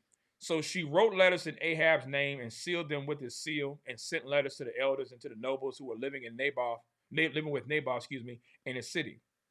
Now she wrote in the letter saying, "Proclaim a fast and seat Naboth at the end of the table, at the head of the people, and seat 2 worthless men." The word worthless here, look it up in the Hebrew, it means no good. That's what it means. No good. So when people say, you shouldn't be telling people they're no good. If they acting no good, they no good. Right. The Holy Spirit said they were worthless men. Trash. You are what you are. Trash. She sends this order, puts it in Ahab's name, seat the 2 worthless men before him, and let them testify against him. Notice, saying, "You curse God and the king. Then take him out and stone him to death." Bearing false witness, that's a capital offense, but because they're following Deuteronomy 19:15, by the testimony of 2 witnesses, let every fact be confirmed, that's all they needed to convict this man of a capital offense of taking the Lord's name in vain. That was the capital offense. That was a capital crime. That was worthy and punishable of death. And all they needed was a testimony of 2 witnesses, 2 men, and the text said 2 worthless men. Not just 2 men, but 2 worthless men. The Holy Spirit wants us to know that they were no good. And do y'all know there's some no good people in the church? Yep. There's some no good, trash, garbage people in the church posing to be Christians, and they're doing the same thing that these men did to Naboth. Verse 11.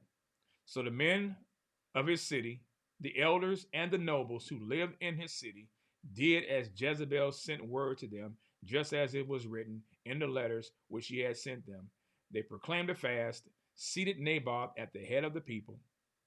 Then the 2 worthless men came in and sat before him, and the worthless men testified against him, even against Naboth, before the people, saying, "Naboth cursed God and the king." So they took him. This is the mob. They took him outside based on a false accusation. But notice, they would have known. Mm-hmm. They're basing it on the testimony of these 2 worthless men. So they took him outside the city, stoned him to death with stones. So he didn't die immediately. They tortured this man. They beat him. They stoned him to death. That's what the text says. Stoned him to death. One rock didn't kill him. Several rocks had took and did damage to this man. So can you imagine the fear and the intimidation and the anxiety? So when we talk about our justice system, it praise God that people can be cross-examined. There was no cross-examination here. It should have been, but it wasn't. And most stonings that occur, they drop you in a hole and just have your shoulders up exposed, so you can't move. Wow. This is how wicked this woman Jezebel was. And there are some Christians today. Yeah, they're not throwing stones physically, but they're doing it spiritually. They're doing it virtually. Yep. They're destroying people's lives and their livelihood or their reputation by making false accusations against people. And they're thinking that God doesn't see that. Matter of fact, that's one of the 7 abominations that God, he says he hates a lying tongue. And notice, not just the person, not just the tongue, he hates those who do it. So if lying is your forte, lying is your MO and your modus operandi, don't consider yourself a Christian, because you're not. Well, we have a whole slew of people doing that. Oh, please. You think? They have built their life. Yep. On lies. Making videos on lies. About you. Yeah. But when you ask for the receipts, they don't have it. Or tell them to clam up. They won't do it. They clam up. They refuse to do it. That's what cowards do. Deuteronomy 19:15, a single witness shall not rise up against a man on account of any iniquity or sin which he has committed. On the evidence of 2 or 3 witnesses, a matter shall be confirmed. And so they took that rule, that law, and they inverted it and used it for their own wicked and selfish advantage. Just like we see in our country today. You got a lot of so-called professing Christians claim to be conservative, but they act like Democrats when it comes to people like me and others who stand for the truth because their idols are being touched. But let's continue. What could I possibly owe you an apology for when you've admitted?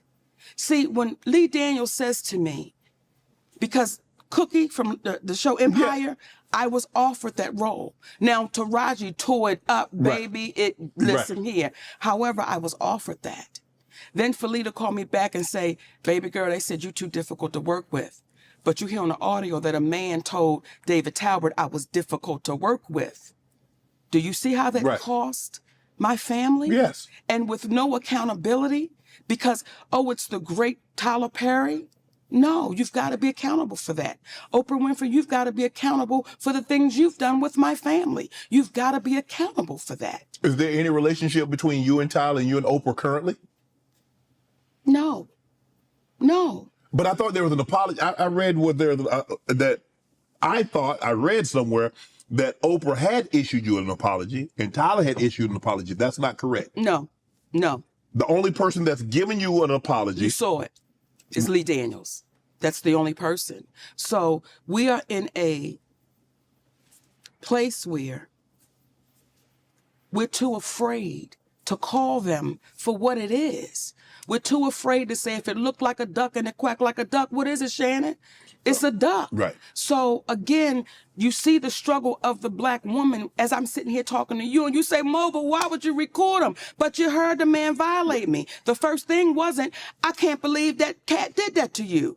It's why would you do it? And we understand it because we've been conditioned that way. Because when you had to get somehow, because when you're telling people these are lies, nobody is believing Monique. So now, even though you have him record his voice, and that's him, and he's saying he made it up, now it's no longer, oh man, I can't believe he lied on Mo. Mo, why'd you record it? So now they put the onus back on you. Where's the win? How do we win? How does a black woman win when you say, here he is right here? And I look to the community and say, how long do we allow us to keep being exploited, used up, taken advantage of? And because we think somebody can give us an opportunity, we just say, shh, I'm not going to say nothing. If we keep operating like that, Shannon, you're going to have a whole lot of us sitting right here in this same seat, almost telling the same story. And this woman shouldn't be the only one doing this. But again, if you don't have conviction, you don't have boldness, if you're not willing to stand for the truth, then you'll lay down and take anything. And that's really a lot of people in the church. I mean, y'all seen the videos I've done on people. I mean, look what we did with John MacArthur. This man said that you can bake a cake for a sodomite wedding, and people are raking Alice to beg over the coals. Then now recent developments are that he issued a statement. Basically, I'm just paraphrasing it now. That's not really what he meant. What he meant was, no, sir, you said it. Who said? Who? John MacArthur. Oh, he is. But the statement was issued. But the statement was issued through Phil Johnson, his attack dog. Of course. So I don't believe any of that. You made a statement in 2014. You said it was sin for a Christian baker to bake a cake because it's the celebration of something that God hates. Mm-hmm. Then you turn around and said, no, it's not a sin. The same thing as going to a restaurant. What? But people protect this. People protect their idols to the point to where they're willing to even kill you for it if they could. Now, Stephen A. Smith did a response video. Regarding the Shannon Sharpe and Monique interview. And of course, if you think Stephen A. Smith had Monique's back, then you don't know Stephen A. Monique, I don't know if anybody said this to you, but I'm going to say this to you, and I'm going to say it to you out of love. You always say sisters or brothers when you're talking to black people. Well, this is a brother talking to you, Monique. You look very bitter. You look like the light has been stripped from you. How does he gather bitter? Yeah, because she's presenting facts. Yeah, that's the accusation. Evidence. That's the accusation. That she's bitter. She's bitter. Did y'all hear that? Okay. She's bitter. Then you, sir, Stephen A., don't know what a real woman is either. Well, because he ain't a real man. But let's continue. I don't know what happened. I'm not going to call you a liar or anything like that. I don't know. I never asked Steve Harvey or Kevin Hart or anybody or Tyler Perry or Oprah Winfrey and all of this other stuff. I never asked. I don't know. But I know you're telling stories about Oprah. I'm not saying false stories. I don't know. But you're telling one thing about Oprah. You're telling another thing about Tyler Perry. Tyler Perry leaves you a voice message reportedly, and you're airing the message. Wow. So you see that? You see my point, y'all? So what? You see the point? That's such a punk move. So, and listen, he's supposed to be a journalist. You're supposed to verify facts, sir. Let that sink in, y'all. Stephen A. Smith is supposed to be, keyword, supposed to be a journalist. Now, if you watched his video, he talked about earlier that you need to have receipts. That's what he said. And I left a comment on his channel. I said, now, it's interesting that you said that Monique needs to have receipts, but then with the receipts that she have, those ain't the receipts that you think she should have. And that makes her look bitter. Dog. Come on, because she has bro. receipts. Yeah. So this is why she said she can't win. If you're relying on these people to defend you, you're better off not even being defended because you'll never win. Never. How can somebody feel comfortable enough ever talking to you if they think that their messages are going to be disseminated to the masses when it was supposed to be a private conversation? Then don't lie. Here we go with that again. Then don't lie. Simple, right? Don't lie. Stop lying. That's how. But didn't he say that he had receipts on Jason Whitlock? Yeah. When he was beefing with him? Yeah. Matter of fact, he was going to expose? Yeah. And that he was going to use? Yep. So now we don't know if it's private, but nonetheless, it don't matter. It doesn't matter. It don't matter by his standard, because they're focused on we're tearing each other down. No, I ain't tearing nothing down. I'm torn down. Exposing the lies. Yeah. Because she's being lied on. Right. So this is all gaslighting, y'all. It's ridiculous. This is all. This is what gaslighting is. Hey brother, I wish I can. I'm gonna try to work on it. I really am. I really am. Hopefully now with a better platform that's more enduring than Periscope, hopefully I can get some. I'm not really sure that'll happen, but hey, You know, anything is possible if the Lord allows it. But this is the mentality, y'all. The Stephen A. Smiths. The Stephen A. Smiths, you know, the Tyler Perrys, the Oprahs, the you know, the Kevin Harts, they make these promises. They say, I got your back. And when it's time to get the people's back, they get gotten the back. All right. So continuing on.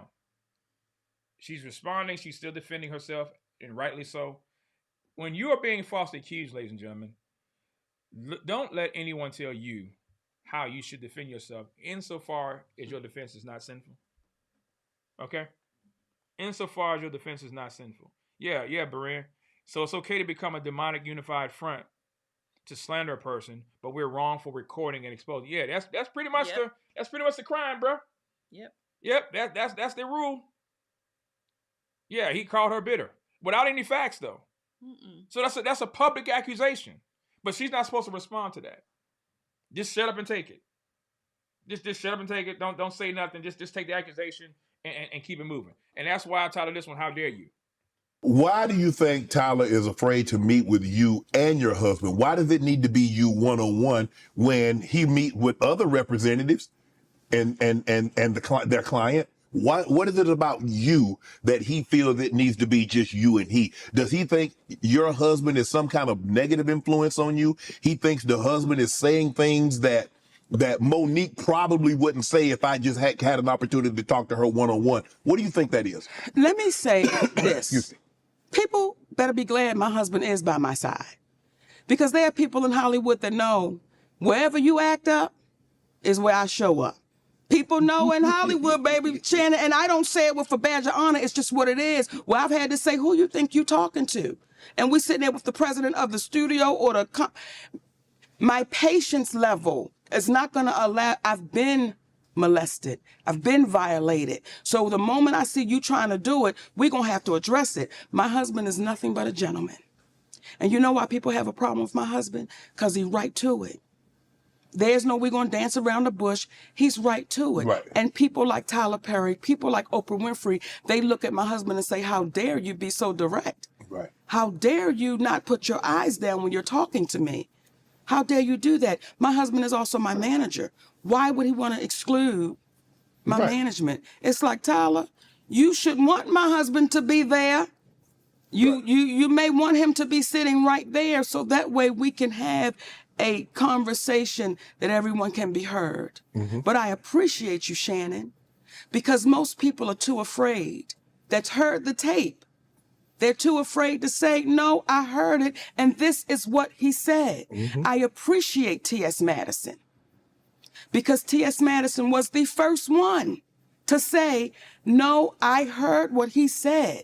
So when folks were trying to jump on her, she not down for the black woman, listen, baby, y'all don't even understand the fights that sister be having when ain't nobody watching for the black woman. Right. So I appreciate you looking in that camera. Right. Now, T.S. Madison is a transgender who has more integrity than heterosexual Christians. Just saying. I remember reading something about the situation in Detroit. I didn't know the depth of the magnitude of it. I remember reading something about a memo about, I guess it's an addendum that was added on, but the contract is the contract. The contract is the contract. And what happens is because of the messenger, it was easy to pile on. It was easy to pile on. And then when you have some of our black folk that go sit in front of a white man and speak ill of their people, I'm like, y'all, what are we doing? What are we doing? Oh, I got a comment on that one. I got to touch on that because there's a few white folk in the church, particularly within the quote unquote reform, I call it deform camp, that some of these Negroes that then came at me are sucking and yucking up and bucking too. Yeah. Dilwell Christian, Virgil Walker, April Chapman, Michael Thief and Temple Williams, Chris K. Dub. Yeah. Chris, so I creep K. Dub Williams. Corey Osteen Minor. Yeah. These are some of the the step-it-fetch-it Negroes that have been now sucking up to white folk in the reform camp because it gives an opportunity to get their subs up, gets an opportunity to go to these G3 conferences and so forth. So destroy or try to destroy my platform, try to make false accusations, say that I'm divisive, say that you're afraid. That you're afraid. That's what April said. She was afraid. Don't get me started on that. Oh no, we got to talk about it. Well, well, I know the clip that's gonna make you talk about it. I know the clip. Let's go. Let's go. What are we doing? What are we coming to that we're gonna sit in front of this white man? I can't even say his name. I refuse. Everybody know who he is. We sit in front of him and we just let this man say any and everything about us, and then we go right in with him. That to me. I think I know. She talking about? I think she's talking about Vlad. I think she's talking about Vlad TV. Vlad is a culture vulture. I believe that she's talking about Vlad. I don't know any other. I thought it would have been. No, it wouldn't. It could have been Norman Lear. He's gone. I'm thinking Vlad. Most likely, if I were a betting man, I would say it's Vlad TV, because he definitely. I thought she was talking about the one that's in office now. Oh no, she ain't talking about Biden. No, because first of all, Biden ain't awake to have nobody talk to him. So I believe she's talking about. I believe she's talking about Vlad. It's dangerous. And y'all babies that's good with this little computer, don't take my word. You can just go through the years of this cat just running his mouth. And it's like, stop doing that, because what are we saying to the babies coming behind us? Yeah, I believe that's what I believe it's Vlad too, bro. I believe it's Vlad. Yeah, so other people saying because he's trash, bro. I mean, anything that pop off that can destroy black folk. Wow. Yeah, and he's also a J. I think he's a J. Or is he Russian? I think. Okay. I think he is. Which one is he? Which nationality is he? Is he a J or is he a Russian? I thought he was a J. He could be a Russian. Yeah, but nonetheless, culture vulture nonetheless. So anyway, this next clip is one of my favorite ones as well too. I think. Oh, he's Russian. Okay, so he is Russian. Oh, I got it confused. Leo Cohen is a J. Leo Cohen, who used to be with Def Jam, he's definitely a culture vulture. But no, thank you, Black. Appreciate it. But this next clip here, this is gonna be right up your alley though, Nova Beren. This is gonna be right up your alley. So because I'm laughing because she kind of sung it when she said it. Listen. I didn't know we had so many tender people in our group. Yeah. I didn't know we had so many tender love. I didn't know we had so many tender people, and I wouldn't want to be on the front line with these tender people where it's like, oh, I can't believe you said that. I can't. But is what I said the truth? Is what I said the truth? No, I didn't put no sugar on it. Right. It was, and I didn't try to make it taste good.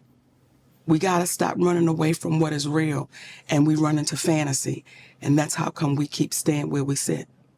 Listen, tender. She called them tender people. Said tender people. I'm gonna go further and call them tenderonis. Yep. Yeah. We got a lot of those. Shoot the tenderoni. Yeah, they're tenderonis. They're tender people, tenderonis. They just tender. They're not even legal tender. They just tender. Huh? Shoot. Yep. So, and what she, and listen, this is a woman, y'all. This is a woman saying, we got so many weak, soft, spineless, and I'm talking about even these men. You can't project your voice. Listen, remember the video I did, y'all? I'm laughing again. Remember the video response I did about Alan Parr? This dude thought he was really yelling. Oh my goodness. Alan Parr, you thought you was really, listen, I'm like, dude, if that's yelling. Me and Noble Beren, when we on the phone, we yell. And we don't be yelling at each other angry. We just be talking. We just be talking.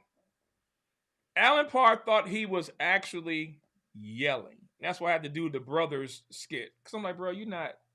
If that's yelling, bro, I hate to see you fall down. But so she talks about these tender people, man. I mean, easily offended. Easily offended. Yeah, Bridge. Easily offended. I know, bro. I know, huh? yeah, loud. Facts. Yep, Trez Vanville. Exactly. So these next few clips, this was encouraging to me, I believe. Matter of fact, I know it resonated with you just being a woman, because you do it with me. And any woman that understands their role, their place, their lane, and how they are to treat a man, you're gonna feel what I'm saying, as well as Monique as well too. I don't take someone's word because you can only judge a person through personal experience. Yes. You don't know our audio guy. But to say, oh, well, I don't like him, and then for you to say, well, I don't like him either because Shannon didn't like him, you have no personal experience with him. So why would? Let's stop right there. What did y'all hear what Shannon Sharp just said? Let me run that back. Let me run that back real quick. Let me run that back. Let me run that back. Because this is the mentality that goes on in the doggone church, y'all. Listen what this brother said. Because you can only judge a person through personal experience. Yes. You don't know our audio guy.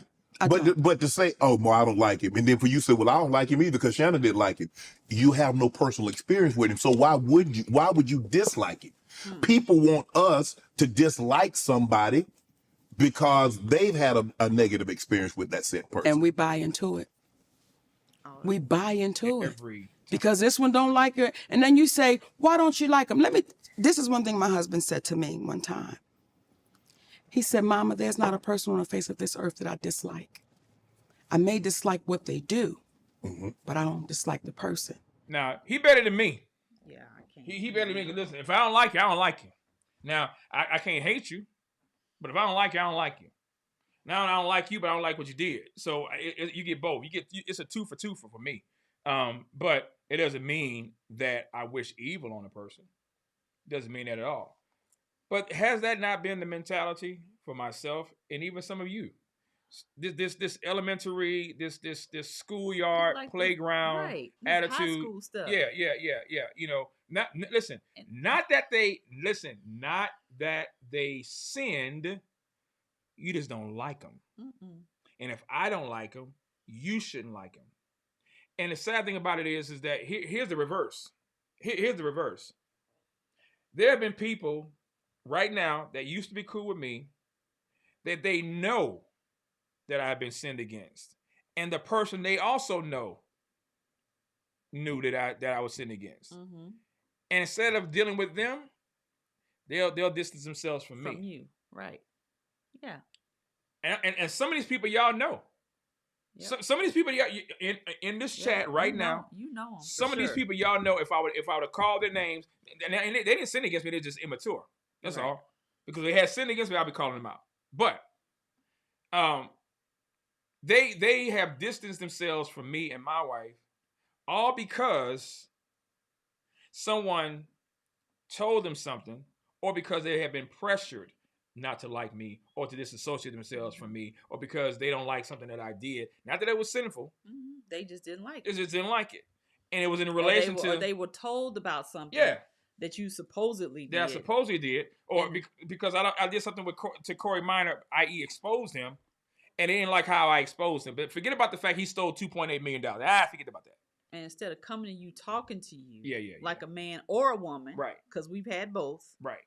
Coming to talk to you like a grown-up, right? They want to distance themselves, right? Or send you sneak text messages, right? Instead of just dealing with conversation. Just dealing with it. Just dealing with like a Christian adult. And then when you ask the question, well, what did I do? Yeah, I'd rather not go into it. I'd rather not go into it. I'd rather not talk about it. Or the famous one, I'm not gonna go back and forth with you. Yeah. That means you don't have a leg to stand on. Just say that. Yeah, just say that. Say, you know what? I've been manipulated into not being associated with you because you're not building my subs up. You're not building my channel up. Just be honest. But some of these people don't even have channels. That too. I ain't even talking about people with channels. But I'm talking about both of them. It don't matter. But notice, again, these are unbelievers that we're watching in the video, ladies and gentlemen. Unbelievers who have more integrity and more common sense and understanding than professing Christians do. Yeah, Sean, that's one of them. That's one. Yep, I ain't gonna lie. You put it up there. Yeah, that's Who did what? And it took me a minute to understand it because I'm like, I don't like that. I don't like what they did. I don't like their mama. I don't like none of them. But he said, no, there are things you've done that I dislike, but I don't dislike you. Right.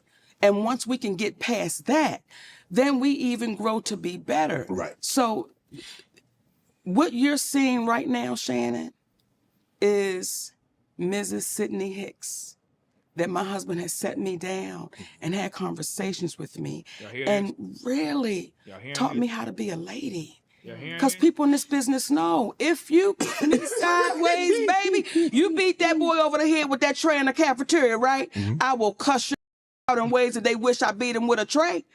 And he had to say, Mama, they won't hear you. Right. They don't hear you. Once you go there, so he's had to teach me how to really be a queen. Right. Really know my worth, really understand my value.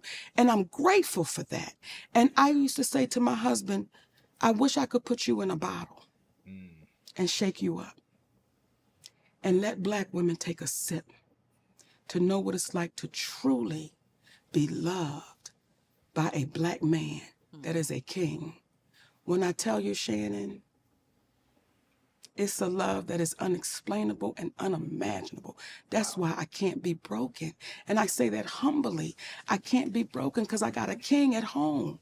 I got a king right there that when all this went crazy, that man took me by my hands and said, don't you know we good?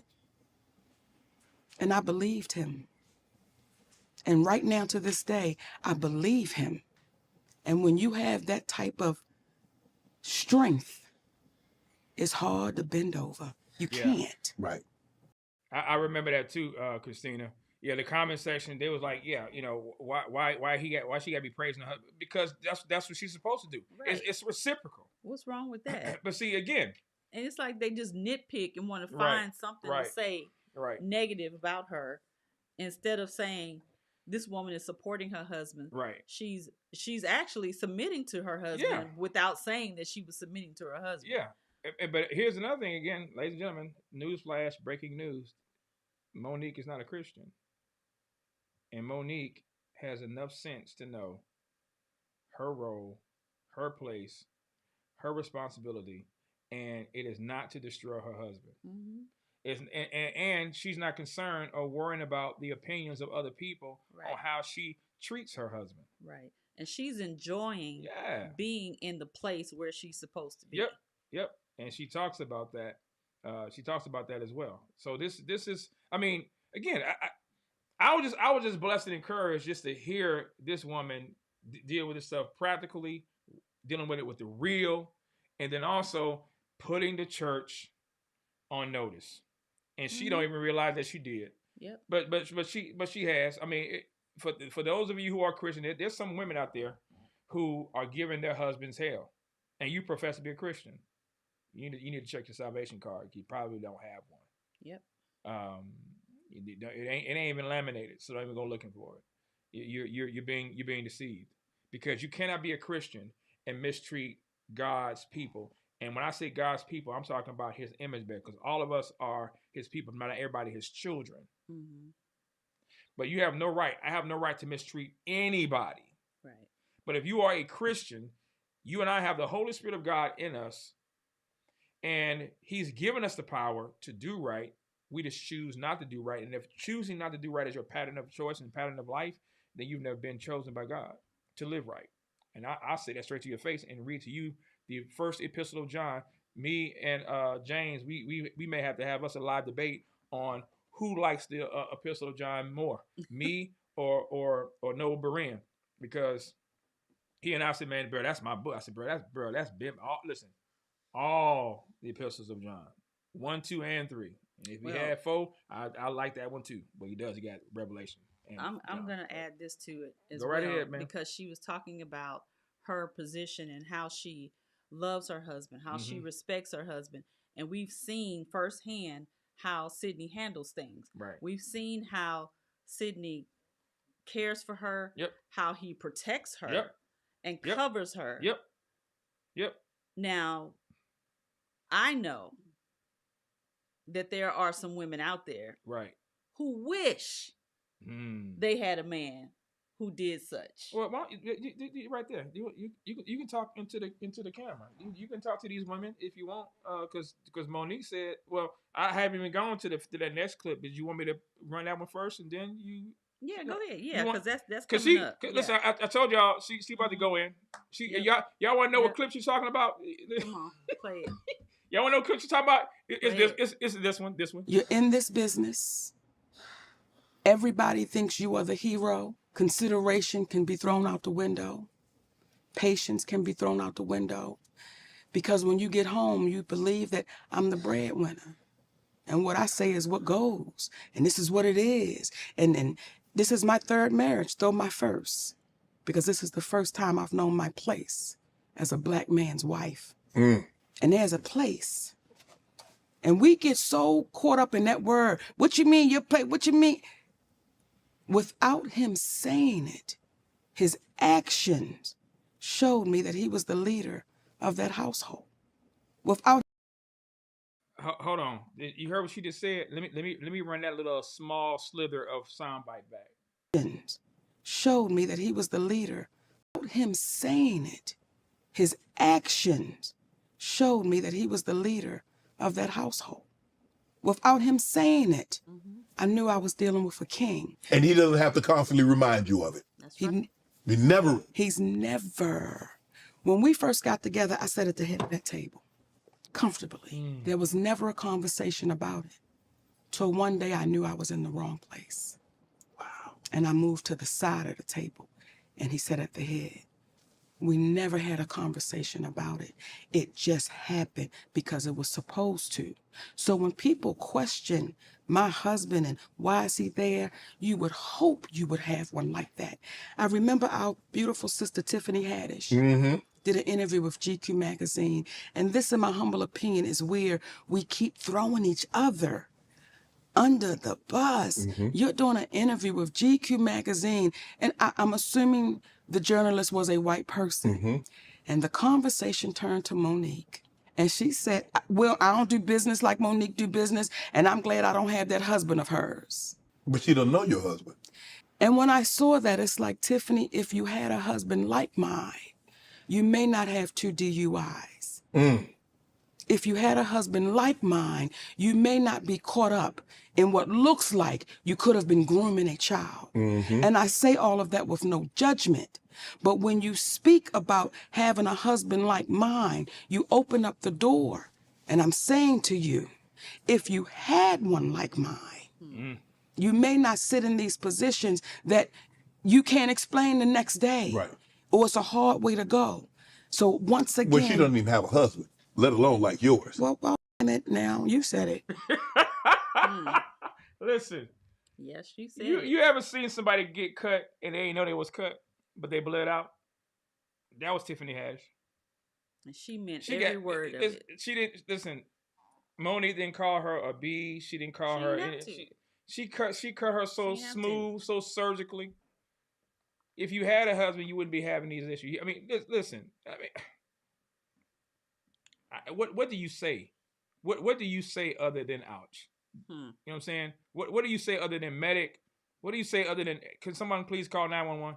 Because I need first aid. I need some milk, something, because she made her bleed out with that. And listen, it's unprovoked attacks that this woman is receiving. She hasn't done anything to these people.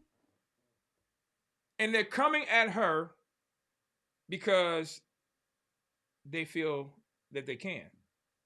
Because they're in that safe space where they can throw these rocks, hide their hands, and when people do cry and call foul, see, you just been you up here just causing trouble. No, you bitter. You caused the trouble by throwing the rock at me. Right. I'm just telling you to stop throwing it.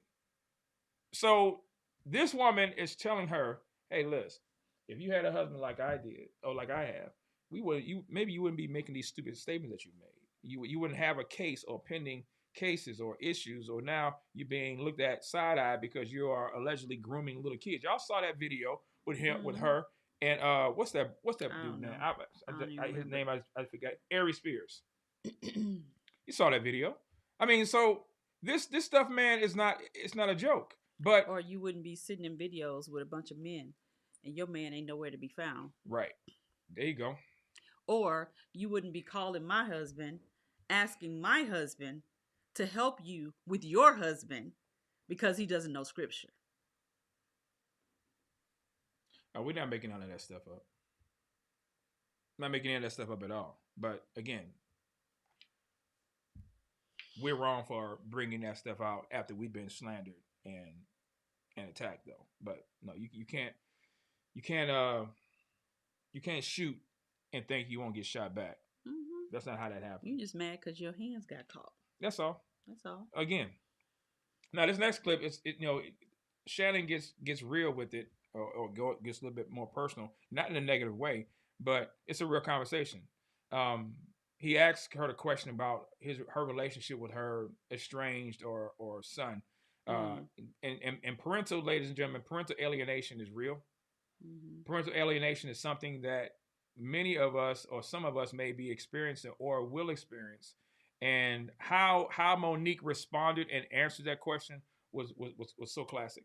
What's your relationship like? Is he resentful of that? We're still very much separated. Okay. And it's one of those things where you have to pray to the universe and say, let time do the healing. Mm-hmm. And that's it. Right. That's it. Let time do that healing. It may heal it in time, and it may not. Right. And that's something that we as parents have to say, listen, right. I've done what I could do. I've taken accountability for it. Now it's up to you. Right. That's like when somebody's saying, Shannon, I want to apologize to you. Now it is up to you. Whether or not to accept it. Whether or not to, but once I give it to you, I've done my part. And don't apologize like no punk. I'm just sorry for everything. That gets your of it. No, break it down. Let's go bit by bit so that way we know you understand the offense that you've done. Right. Now, I'm not saying because I've had to do that. Oh, we're going to talk about this one. We're going to talk about it, but I'll let the missus go first. Go right ahead, man. We run into this often as well. Get my pepper, man. When we are in conflict with others and they try to smooth things over with a half-hearted apology, or or if I did so and so, you saw what Monique did and what should be done. Non-Christian, what should be done in the home and in the church. In relationships, in relationships in general, period. Right. No. We're not finna skirt around it. We're not finna tiptoe around it. No. What did you do? Facts, bro. Facts. What did you do? Tell me what you did. It's biblical, y'all, ladies and gentlemen. Confession means to say the same thing. Homologeo means to, homo meaning same. Lego or logos means to speak. To say the same thing. What did you do? What did you say? Not my bad either. I apologize. What you apologize for? Matter of fact, what does that mean? Right. Like Pastor Martin said, I'm hungry. Yeah. So, I mean, what does that mean? What does that mean? What did you do? Now, again, I told y'all this is an indictment against the church. Yes, the church is so weak when it comes to conflict resolution. We would rather go along to get along, sweep things under the rug until we have this huge mountain in the sanctuary that has never been dealt with. Right. All from the elders' wives on down to the lay people. They refuse to deal with conflict because it's going to cost them too much. And because when they sin, they don't want to be dealt with. Well, see, again, it starts with leadership. It starts in the home. And if you have weak men who don't know how to resolve conflict biblically, then that stuff trickles down. Right. And you're gonna have one or two extremes.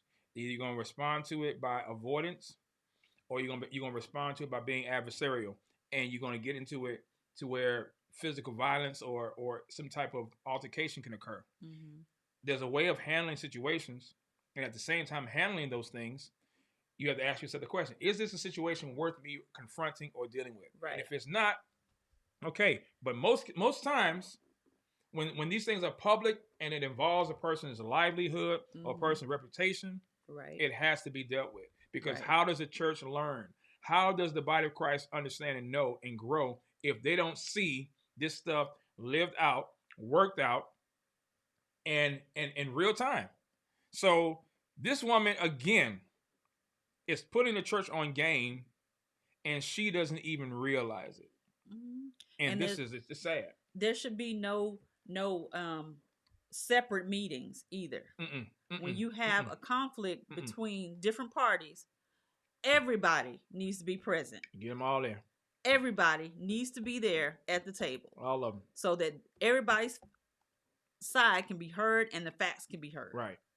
And we can decipher, who's lying, what's not. And you will, trust me, even if it's more than one meeting. Right. Oh, yeah. It may take more than one. It may take more than one, but yeah, you don't rush to judgment. Deal with the facts, deal with the situation, and hold those individuals accountable. Jarvis, you said Jason Whitlock's response. No, I haven't seen it yet. I'll check it out, but I haven't seen it. I did see the thumbnail on YouTube, but I haven't had a chance to watch it. But I do plan to. I do plan to. But this again, dealing with apologies, dealing with sin is what we would call it.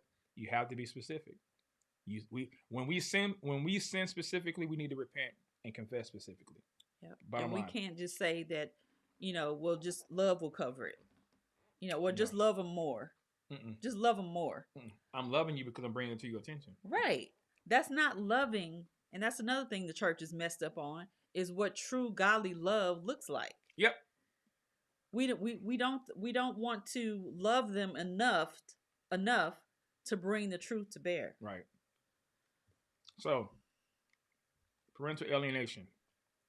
We're going to be talking about that one day as well too. I see people in the comments. They can experience that firsthand. And I'll just tell you this much: you're not by yourself. When one member suffers, we all suffer with it as well too. But this next clip, right up your alley. Oh boy. Right up your alley. Again, this is for the ladies, y'all.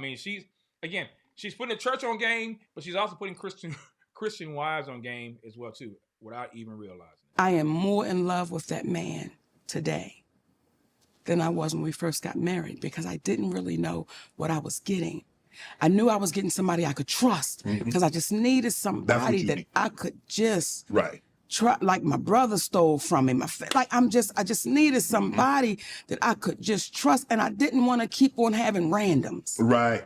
Because that gets old after a while. Yes. You know what I'm saying? Yes, you're just trying to fill the void. Right. And men go through that as well as women. You just get tired of So I knew I could trust him.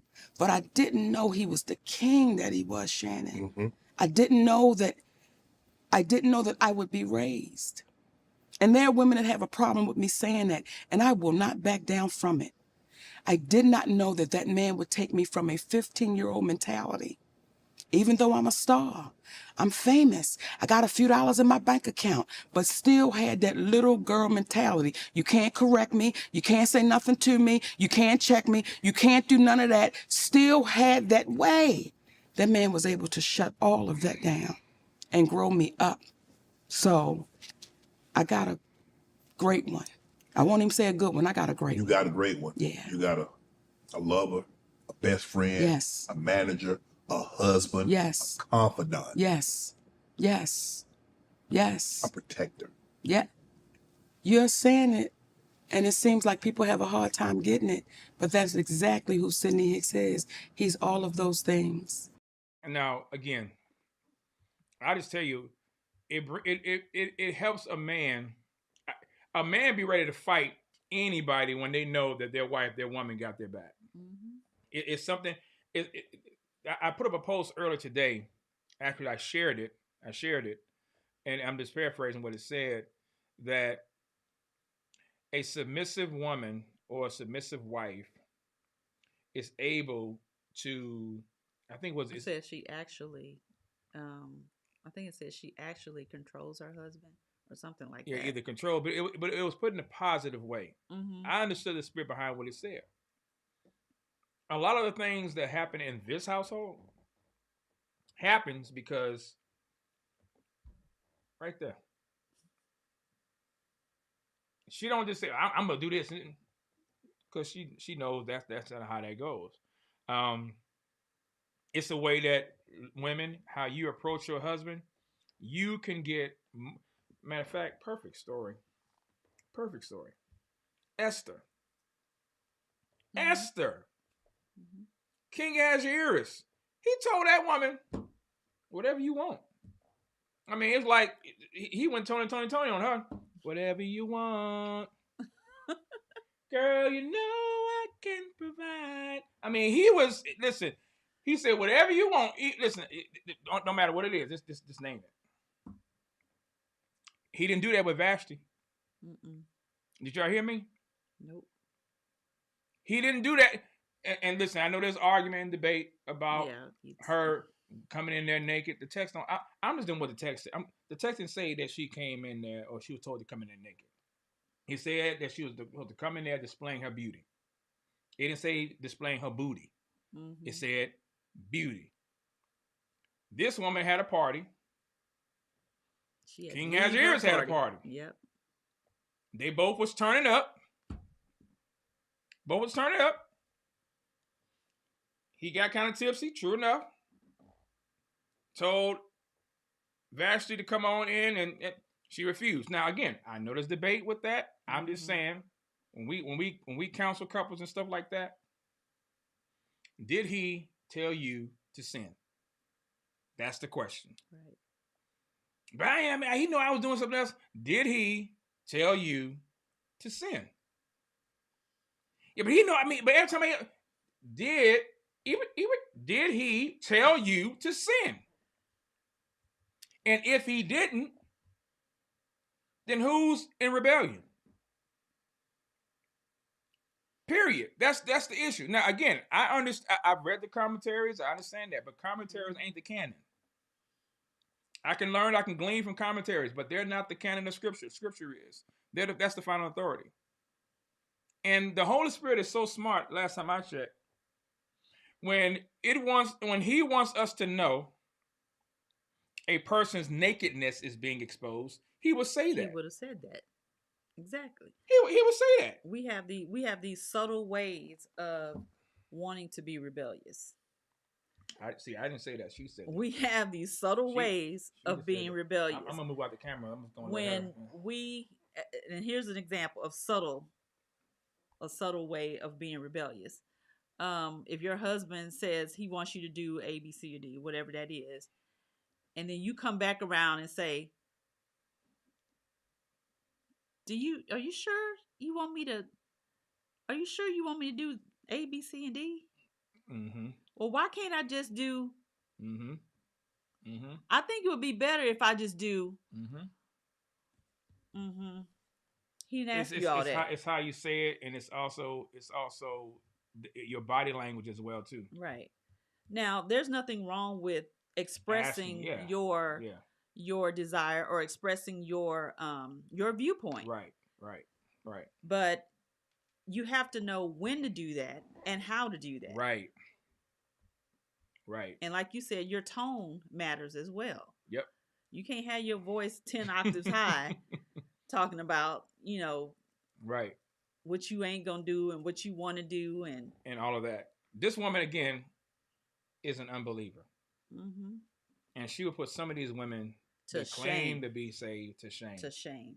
And some of these women probably was in the comments on that live, probably professed to be Christians, and they were giving her hell because she's standing 10 toes down and standing on business as well about her marriage.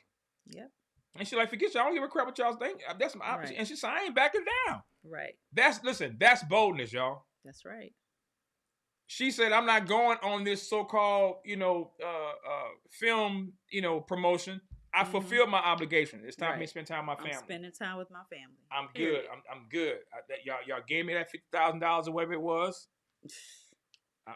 I'm good. And that's when the snowball started to grow, because she put family first instead of fame and fortune. So, and she can do these things because she knows that her husband has her back. She knows that Sydney is there for her. Yep. That entices a woman to do things when she knows that her husband has her back. And it's the same way with the husband. When he knows that his wife cares for him and that she supports him, she encourages him, she prays for him.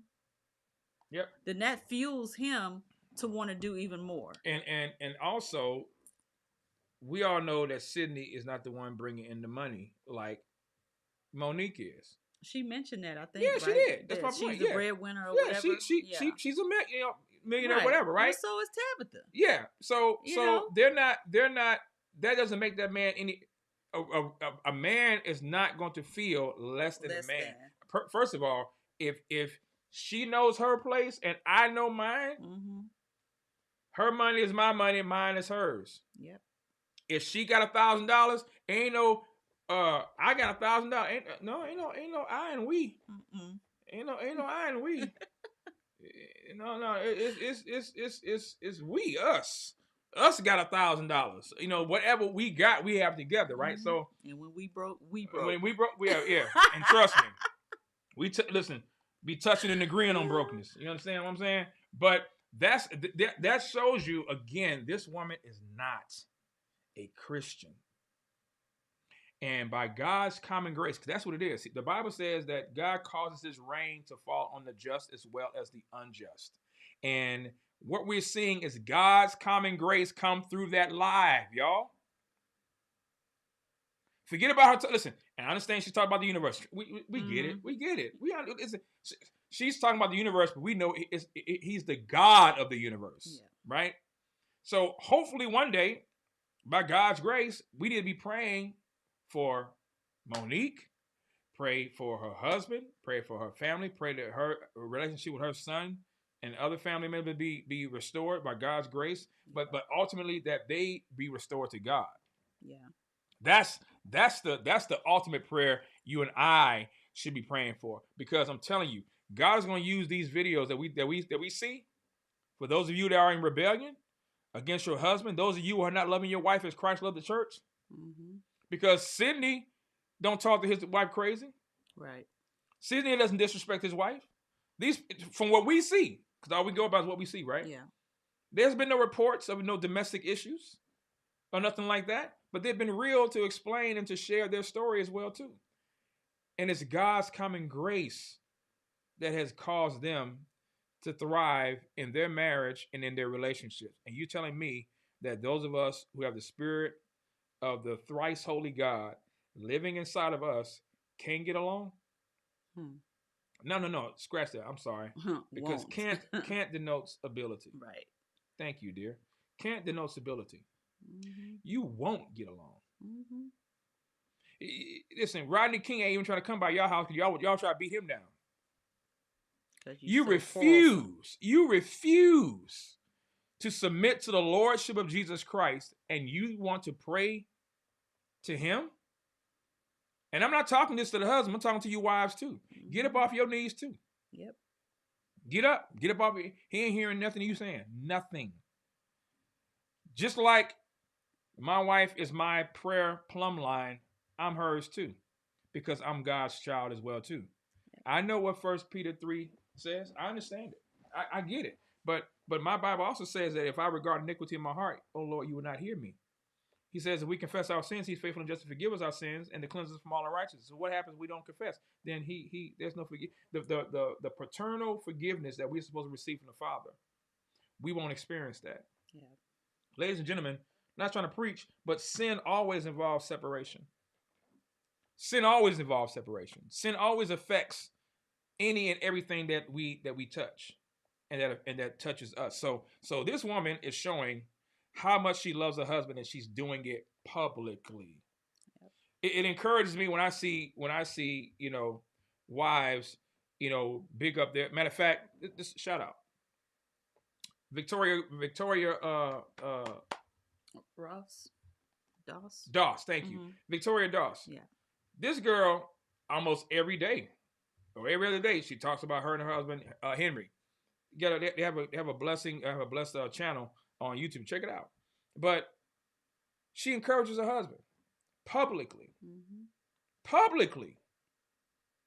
I'm telling y'all, ladies, that takes your marriage to a different level. And don't fake it now. Don't fake it. Yeah. My wife does it for me. You know what I'm saying? When I'm in my office, you know, working and stuff, she'll walk in here, kiss me on my forehead and stuff, and she'll put all of this on my lap.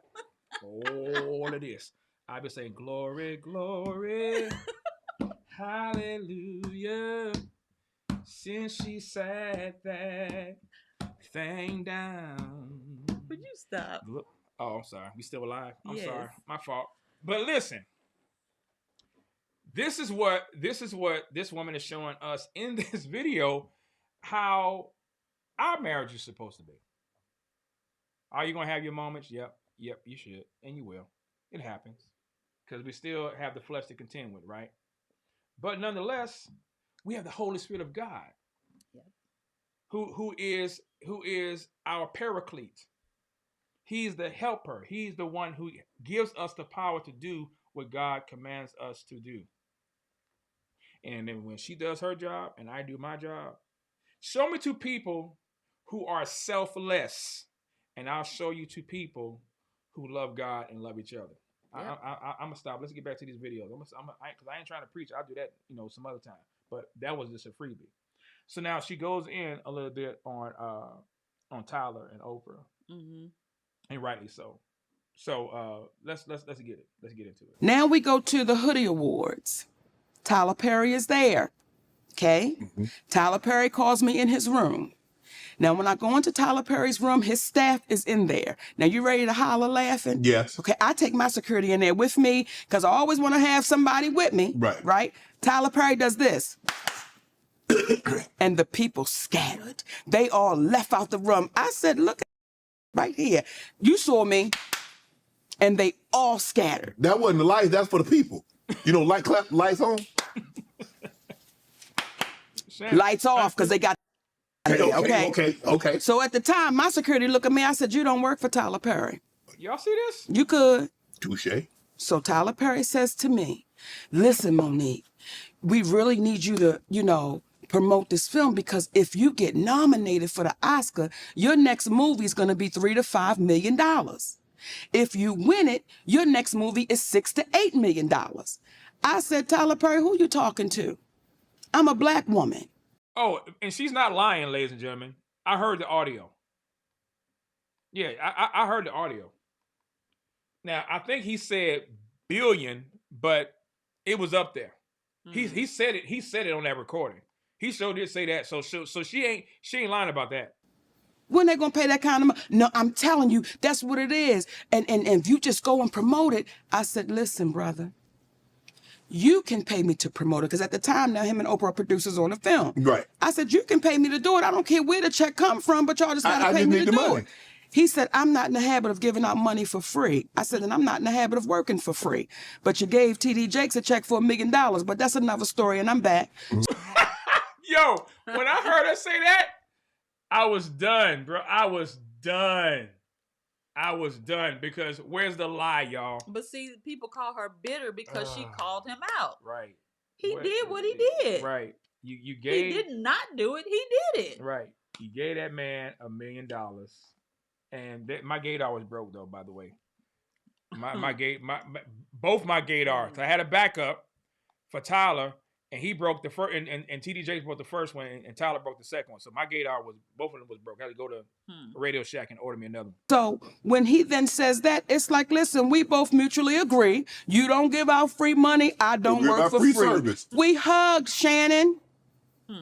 When we were done talking, we hugged. Do you hear me? Yes. We hugged like brother and sister. Like, it's cool. He understands. Right. Okay? Okay. Oprah Winfrey calls my husband. I want y'all to take your time because I'm getting ready to go in. Yeah, that's your camera right there. Yeah, because the people at home, they sitting there like, "Monique, what happened?" Great tell you. She calls my husband. Okay. My husband explains to her what's going on. She says, there have been times I've had to draw the line in the sand. Y'all hearing So my this? husband said, well, what is different between you and Monique? Y'all hearing this? You've got to draw the line, and you're saying when you know they're asking you for too much. She said, you're absolutely right, and I understand your position. You're right in the position you're taking. So when you're looking at me saying, well, what happened? I'm telling you what happened. But, okay, she's saying that privately, but did she voice that publicly? Did you hear her say it? I didn't. Did you hear her say it? JT, did you hear her say it? No. Zach, did you hear her say it, Zach? Regina, did you hear her? Tommy? No one seemed to hear that publicly. She said that privately. Now, when she said that, see, everything we're saying Break to it you, down. it can be proven. Talk. She had him on speakerphone. There you go. In that, when she was talking to him, in that room was a man named Reggie Wells, who just passed, who used to be Oprah Winfrey's makeup artist, who he had a conversation with me and my husband. Listen. Now, for you babies that's good with the little internet, we had a show on called Monique and Sydney Finding a Way to Be Unoffended. Finding a Way to Be Unoffended. Reggie Wells is on that show speaking about Oprah Winfrey. Reggie Wells said, Monique, I was there that day. He said, and when y'all got off the phone, I looked at her and said, why don't you just pay this woman the money? She deserves it. And she looked at him and said, I won't be paying her nothing. And he said, that's not right, and you know it's not right. Now, that man shared that on that show. So I'm not saying nothing that hasn't been shared. But people are calling Monique a liar, and she's produced. And listen, when you know that you're telling the truth, you have no problem directing people where to get it. So where to find the facts? Here, where she said, for all you internet folk, you said, go here, look up this, blah, blah, blah. And I did that. And yeah, Reggie, black by color. No lies detected. She's not lying about anything, but she's being accused of being a liar, and the masses are believing it because those with the biggest platform, the biggest air horn, the biggest mics and speakers, biggest pocketbooks. They're the ones who get the hearing. They're the ones who get heard. This woman is not lying, and true enough, Cat Williams did say, yeah, there are gonna be more people coming to that couch, giving and telling their truth. And notice, this woman now has an opportunity to speak and to give, and to give the truth and speak the truth, and now people don't like it. I wonder why that is. So you have people that will say things in private, but won't do it publicly. I'm the person that I will say it in private, and I'm going to say it publicly, because that's the only way we make it right. But you don't need somebody to talk good to your face. You need somebody to talk good behind your back. So if you telling me what a great person I am in my face, but you telling me I'm dog poop behind my back, what good is that, Mo? What does that make those kind of people, Shannon? What does it make those kind of cowardly. people? That is cowardly. See, here's what's this: when we have our juggernauts, Oprah Winfrey, Tyler Perry, Steve Harvey, Kevin Hart, these are our juggernauts of our community. These are the people that our babies say, when I grow up, I want to be that. Yes. I want to be like that. So we have to call those people to the mat and say, listen, what are you teaching our babies? You're feeding poison because you're showing them your private jet. I'm going to show you my mansion. I'm going to show you my fancy cars. But my character is shot and I'm bankrupt. I got a lot of money in my bank. It's more zeros than some of them than we can imagine. But their character, they are bankrupt. Those are bankrupt people. So everybody that Kat sat right here and told you about, I can't wait to see your next interviews with those people. They ain't coming on now, Mo. Invite them. I have. They not gonna do it? Well, look, I've already done Steve. I have a relationship with Steve. Do him again. Do him again. And I'm gonna say this. I'm trying to get Oprah and Tyler, though. Baby, we got him. Y'all, come on, stop playing. They ain't coming on, Mo, thanks to you. Yo, she said they're bankrupt. Although they're billionaires, they're bankrupt. Yep. Your character is trash. So can I give another observation? We have the unredeemed calling out the unredeemed, but those who are redeemed are too afraid to call out those who claim to be redeemed. Yep. Okay, I'll stop. Yep. Let's go to the next one. I'll go to the next one. I so this one here is my favorite one. This Another favorite. Oh, this is Okay. yeah. This is, and y'all know. Listen, how many of y'all know how I feel about Friends? How many of you in the chat? How many of you on Facebook Live? How many of y'all know how I feel? If you've talked to me, or if you've talked to my wife, how many of you know how I feel about friendships, how I feel about loyalty, and what our philosophy is about friendship? Yep. If you know, if you're confident that you know, put up a 1 in the Facebook chat. Put up a 1 on the YouTube chat. Let me know. Tell us. Yeah, I know. Yeah, we know how Seiko feels about friendship. Yeah, we know how Seiko feels about loyalty. Yeah, we know how Seiko and Sharon's what their philosophy is about loyalty and friendship. Let me see if anybody gonna be real. Okay, X. Okay. Okay, Christina. Okay. Yeah. Okay. I was waiting for somebody to do it. I was waiting. I ain't want to be the only one. Okay. Now, before I play this clip, why that is? Why is that? Why that is? Why that is? Yeah, why that is? Why is that? Why is friendship and loyalty? Why do we talk about that so much? I'm serious about that now. Why do y'all think we harp on that?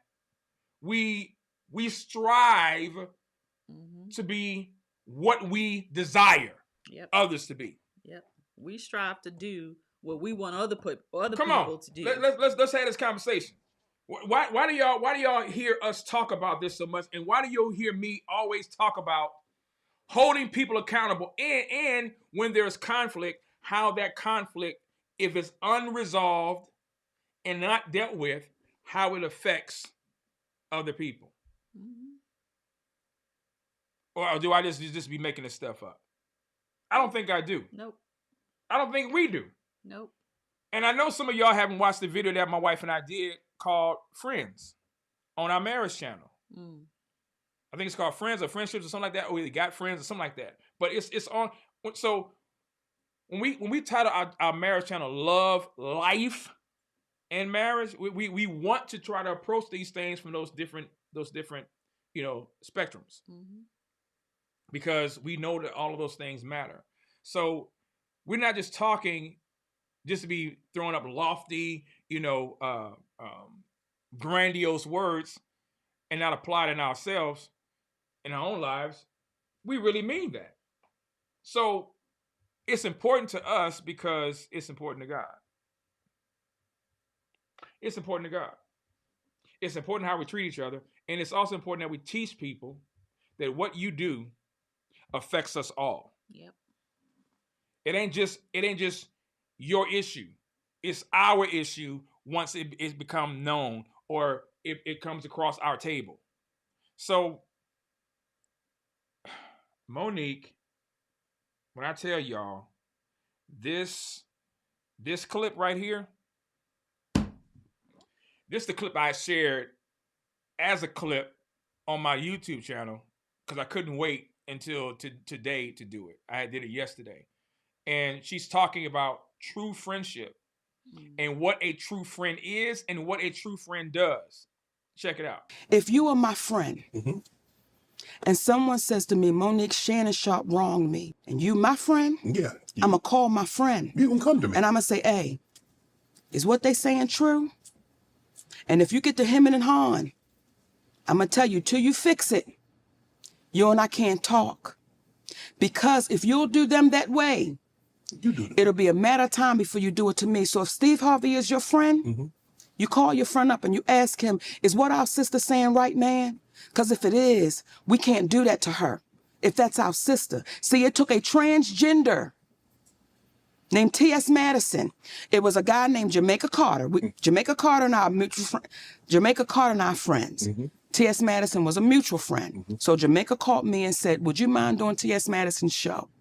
I go do T.S. Madison's show. When I tell T.S. Madison, when the camera cuts, I said, listen, your friend is wrong. She said, Monique Lee Daniels is my friend. I said, then you need to call your friend and tell him to fix this. She said, I will. Within a couple of days, who did I get a call from? Lee Daniels. See, that's a friend. That's a true friend that's saying, I love you so much that I want to make sure that's not on your heart or your conscience. Let's fix it. Let's make it right. So when people ask Lee now, when we did the deliverance together, how was it to work with Monique? It was as if we had never parted ways because he fixed it. He owned it and he took accountability for it. I can't now keep you to the cross because you've owned it. Right. I've had to be forgiven. Right. So I appreciate that someone had grace and mercy with me. So I'm going to have that with other people when they take accountability for what they've done. When, she said. Listen, I don't know if Monique took biblical counseling. I don't know if she went to a NANC conference, an ABCS conference. I don't think that she read Jay Adams or Dr. Rich Thompson. I don't think she. If I would give her those names, she probably wouldn't even know who I'm talking about or what I'm talking about. But this woman just laid out a biblical principle. Yes, she did. She didn't even cite a verse, but she laid out Matthew 18, 15 through 17. She laid out Luke chapter 17, verses 3 through 4. She laid out 1 Timothy chapter 5, verses 19 through 21. She laid it out without even citing any verse.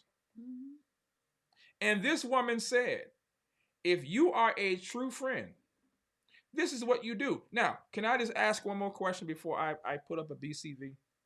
Please. Thank you. Are transgenders Christian? They're not? No? Not if they're Let me ask you. practicing. No. Transgenders. If are transgender people, transvestite, crossgender, are they? Would you consider them to be Christians? Facebook family, YouTube family. Would y'all consider them to be a Christian? Would you consider T.S. Madison the woman that Monique mentioned? I didn't even know who that was. Yeah, that's she said. T.S. Madison. I never met her. I don't know who she is, but nonetheless, would you consider that person a Christian? Okay, so everybody, so the jury is back, right? There's a consensus. There is a unanimous consensus. Everybody says no, right? Okay, so how is it, ma'am? How is it, YouTube? How is it, Facebook, that a person who does not know God, a person according to Romans chapter 1, is under the wrath of God? A person, according to Scripture, Facebook, the wrath of God is abiding on them right now.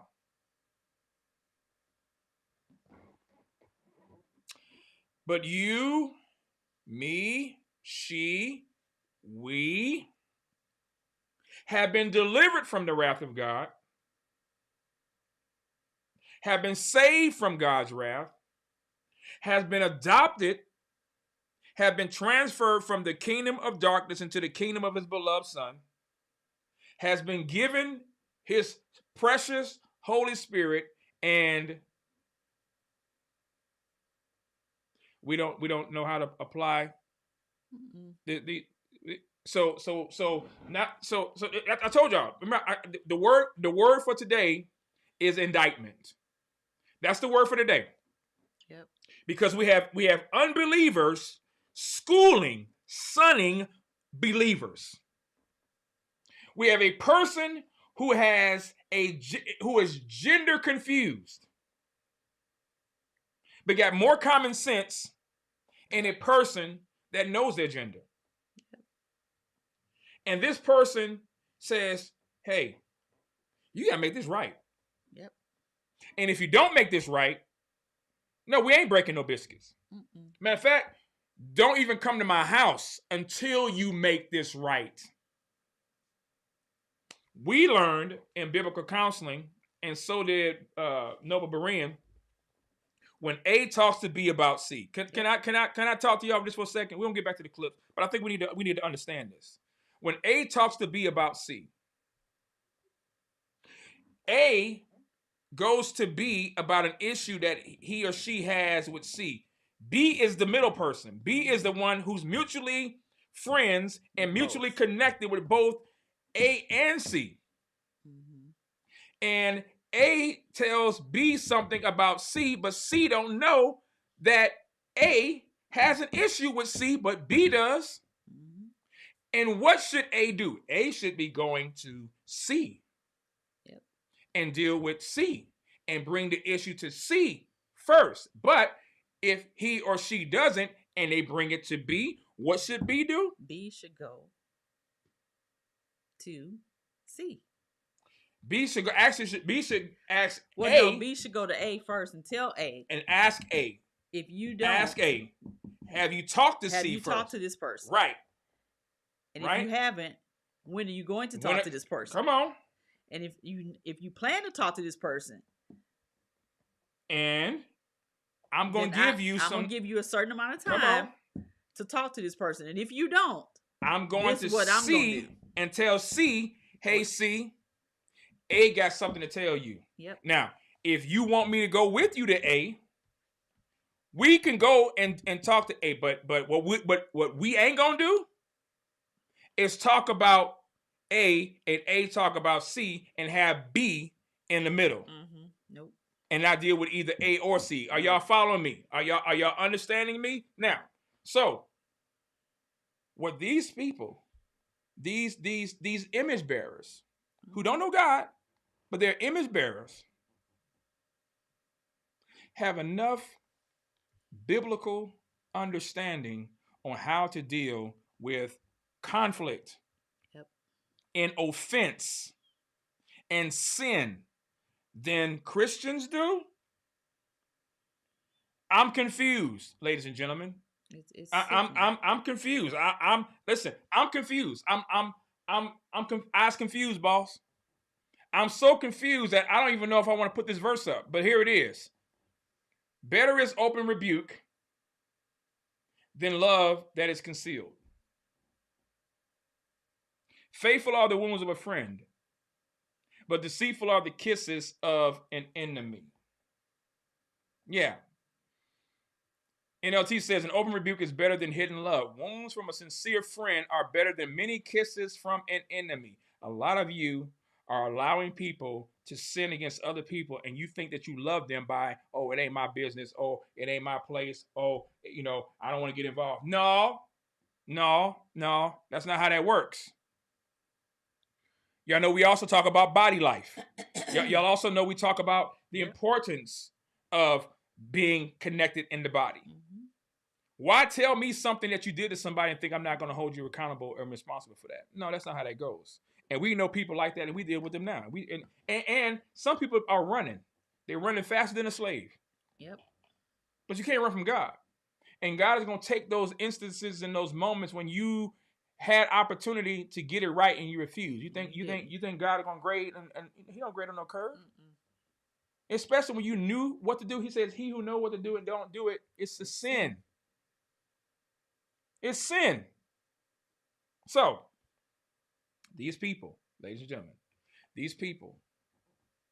these unredeemed people that we are watching, we are in their class. And my wife and I, we've been taking notes. They're called clips. Mm-hmm. We've been taking notes. We've been taking notes. And not only have we been taking notes, but we've taken the test. And some of y'all need to take this test and ask yourself, what kind of friend am I? Matter of fact, what kind of brother or sister am I? what kind of love do I claim to have for my brother and sister? Do I love them enough to tell them the truth, even if that means the dissolution of a quote unquote friendship or relationship? Because we tell people all the time, if we fall out, it ain't gonna be because of us. By God's grace, it won't be because of us, because we're willing to make right whatever we do wrong. But 9 times out of 10, it's because of a sin that somebody don't want to deal with, or we're dealing with immature people. And we can't deal with either one if they're not willing to grow and to deal with it. So this clip, that clip there, man, was like, man, okay, this woman, she's sunning and schooling everybody. Because I've heard too many of you Christians say this. I mean, y'all see what Corey Minor has done. Y'all see what the mob has done. Y'all see what these people are doing. And some of y'all still subscribe to their channel. Some of y'all still support their quote unquote ministries, knowing that these people are foul. And because, oh, well, I mean, that's not my, yeah, that's not my, that, they know, I don't have all the, you have enough. You know this man lied. You know this man has stolen. You just know this man has not paid back the people that he stole money from. You know this.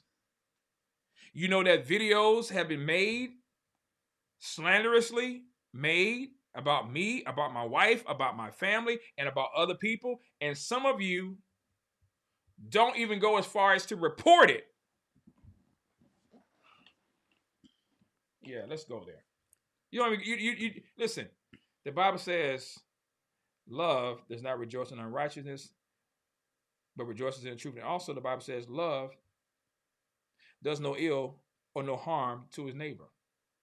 The Bible also says that we are to speak, that we are to raise our voice, that we are to defend the helpless and those who are in need. That's what the Bible says. And as a matter of fact, we're so connected with the body of Christ.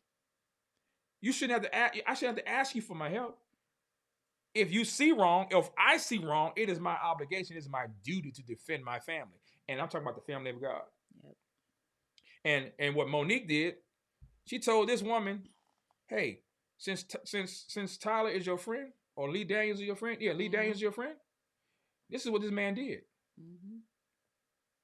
And that woman was willing to put their relationship on the line for somebody else who she didn't do anything to. Right. But because she was told that wrong was done to her, she was willing to go make it right. Or at least do her part. And that's all I'm saying. That's all I'm saying. That's all I'm saying. Again, indictment. We too scared. But yeah, because again, we fear, it's fear of man. We fear what people can do to us, take from us, or not give us. That's fear of man. Which is idolatry. Because what can they give you other than what God wants them to give you? Period. So, but anyway, let's continue on, because now she deals with the whole Packer. What's his first name? Will Packer. She deals with this kind of lengthy. We'll chop it up a little bit, but check this part out. Difficult to work with. You have a man that says, I lied on you. Yes. I put a rumor out there on you. And I said I was going to apologize. But then you have another man that comes back when I'm offered Empire and says, Mo, they said you're difficult to work with. You're going to be a problem. Where would they get that from? Well, somebody that's as powerful as Tyler. Okay. So now I'm scratched from that. Yeah. Right? Mm-hmm. Now when it comes to movies, I'm a difficult person to work with. Ain't nobody ever had a problem with me. They never said, did anybody say that prior to Precious? Yes. No, not prior to Precious. Right. I've never had a problem with nobody. As long as I was saying, yes, you good. The moment you start challenging, we got a problem. Yeah, the moment you start challenging, we have a problem. Houston, we have a problem. It's all good as long as I follow the narrative. As long as I stay in my place. It's all good. Everything's cool. As long as I don't talk about John MacArthur. Everything's cool as long as I don't make any videos about your idol. It's cool. It's cool. But the moment you do that, the moment you veer off the plantation, gotta whip you. And she's like, no. Where was I? When was I ever difficult to work with? When I said no, I've already met my obligation. Because if she didn't, she could have been sued. She was never sued. So that shows y'all that her obligation was met.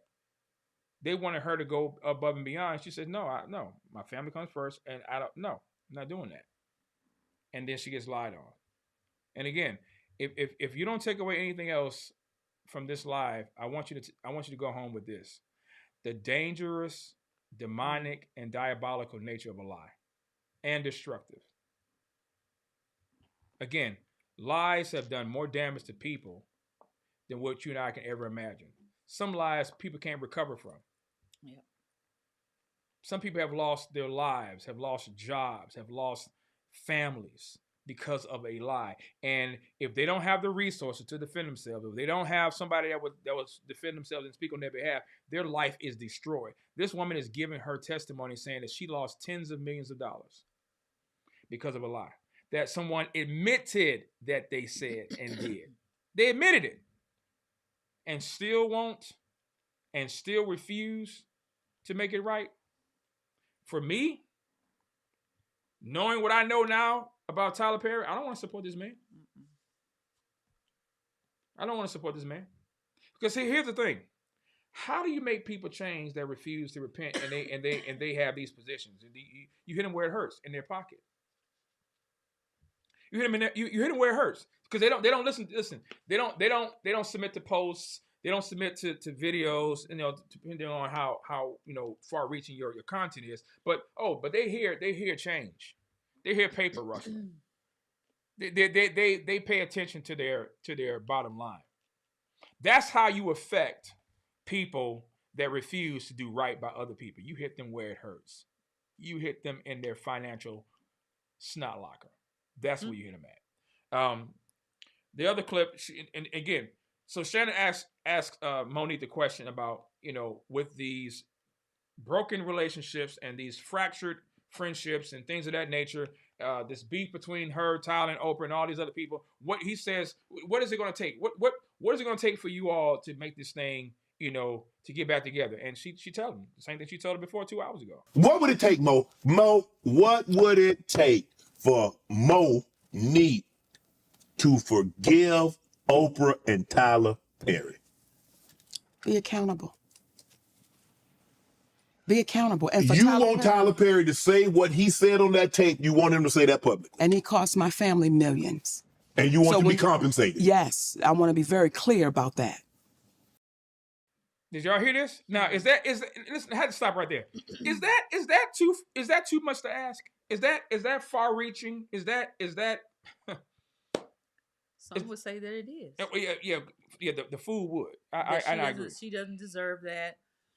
That's asking for too much. Even though he admitted. Now, here's my thing is, I wonder why she hasn't sued him yet for defamation. I wonder why. I can say because maybe they could be exploring their options. We don't know because she sued Netflix. Yeah. Now, mind y'all, ladies and gentlemen, people were going after Monique. Remember a few years back about her complaining about Netflix. She won, didn't she? Yeah, she won. Yep. Settled out of court and then gave her a special. Yep. See, when you listen, if I'm not guilty, why would I pay out of court and settle if I know I haven't done anything? No, we're gonna fight this thing to the death. I know I haven't done anything wrong. No, they admitted it. They admitted what they did to her was wrong. They admitted it, and they settled out of court, right, or undisclosed amount of money. But the issue is, he admitted that he slandered this woman. He admitted that he falsely represented this woman and refuses to make right. And so Shannon's asking her, well, what will it take? Yeah, again, biblical principle. If you are truly repentant, then the fruits of repentance should show. If someone cost you millions, do you want that back? Absolutely. So I'm no different than you. Right. Especially when I've done nothing wrong. Right. Especially when you've admitted that you've lied. Okay. Especially when you've admitted that you started a rumor. Yes, you need to compensate me and my family. For Oprah. For Oprah Winfrey, you owe me an apology. See, Shannon, Oprah and I had a private conversation about our mothers. Mm-hmm. This is the part people don't know. Right. I shared with that woman what me and my mother were going through. Now, my mother's no longer here, right? Right. And I shared with Oprah Winfrey what we were going through and how I felt. And I was, you trying to balance it out because it's your mother. And I shared that with you. And I shared with her my family and what the dynamic was. And you don't tell me you're going to have my goddamn parents. I was getting ready to say, goddamn, baby, it was right there. But you don't tell me you're going to have my mother and my father on your show. And you think that that's just okay? And the way you try to apologize in front of a group of women, if you think I've done anything wrong, No. you're going to stop that. Right. I am very proud of what you've accomplished in your life. We respect everybody, Right. but we over-respect no one. Was that a bar or was that a bar? We respect everybody, but we over-respect nobody. I mean, because to do that is idolatry. It's adulation. It's too much. Yeah, let's go. And Oprah Winfrey walks around like, I can't be checked. I won't admit to that I'm wrong. I'm a firm believer, Mo. No one is beyond reproach. No one at all. So when you keep saying, what is it? I'm going to keep answering you the same exact way. Right. So if you talk to your camera, I'm going to talk to my camera and see how they split the screen. And we're going to invite them at the same time. You talk to them first. Tyler, Oprah, I would greatly appreciate it if you two guys would come on Club Shay Shay. We sit down, we have a conversation. This is not an interview. This is not hard hitting. I want you to tell your truth. Miss Oprah, Tyler, tell your truth, and we can get to the bottom of this because, hey, we got an icon here sitting on this couch, and she's hurting. Oprah and Tyler, I want to say I appreciate my brother Shannon Shaw for saying what he just said, and I want to clear something up. I'm not hurt personally. I'm hurt for our community. I'm hurt that y'all would allow yourselves to sit in something that you know that you've done wrong and not say anything. That helps us not. Now, notice she's not talking ignorantly. She's not talking arrogantly. And my apologies for that last portion of the video where the guy's name was used in that manner. But this again shows her position has not changed. You want to make it right, then do right, and this will go away. She already dealt with Lee Daniels. She said they're good, they're cool. They moved on, and not have brought that up anymore. And see, that's what happened. Now, sometimes there could be offenses that could be so damaging and so irreparable that I can forgive you, but the relationship can't be the same. Yeah, there's no. It can't. You know what I'm saying? That's depending upon the offended, not the offender. Right. You don't choose and you don't tell a person that you've offended and sinned against that by this time. I have to let you back in my life. No, it's been this long. You should not unless that person has said, okay, I forgive you and I'm willing to work on making this right. Then that's one thing. But if you're telling me, I'm obligated after I have forgiven you once you've confessed and repented of it, that I have to bring you in my life. I gotta hire you back. I gotta give you the keys to my car that you tore up. I gotta let you come back home after you raise hell in my house. I have to do that. No, forgiveness does not mean automatic restoration and also replenishment of what you squandered and duties that you've messed over. Yep. Forgiveness does not mean that. Forgiveness just means that the debt has been dealt with, the debt has been canceled, we move on. But forgiveness does not mean the automatic restoration of privileges that you and I have squandered and we have blown. It doesn't always mean that. It does not always mean that. So we need to get that and put that to bed as well too. The last clip is her dealing with trauma and taking responsibility for her actions. A lot of people will try to use their childhood or the things that have happened to them. They'll try to use it as crutches instead of using it as ways for them to help others and to grow from it as well. Not Sydney. He said, "No, we're not doing that. This has been going on for far too long. You're now making excuses for what has happened to you instead of taking responsibility for your actions now as an adult." So he goes in. There's this thing with us that you can't tell us nothing. And oftentimes when a black woman's been traumatized, she's guarded. Now you take a black woman that's been traumatized and now she got a little bit of money. And you take black men, some of them, that is impressed with the money. So I can say to you what I want to. Not being totally disrespectful, but you know who's running this. Yeah. You know how we do this. I've always had an aggressive personality. Yes. I have always jumped with if I think you trying to violate. So to say what did that do to me, it made me like this. And it made me say, I'll get you before you can get me. Because I know what it's like to not be in control of what you're taking from me. Right. I know what it's like to be in a position where there's nothing I can do, right? So when it came to men, baby, listen, I had my share, okay? I'm not saying I was no whore.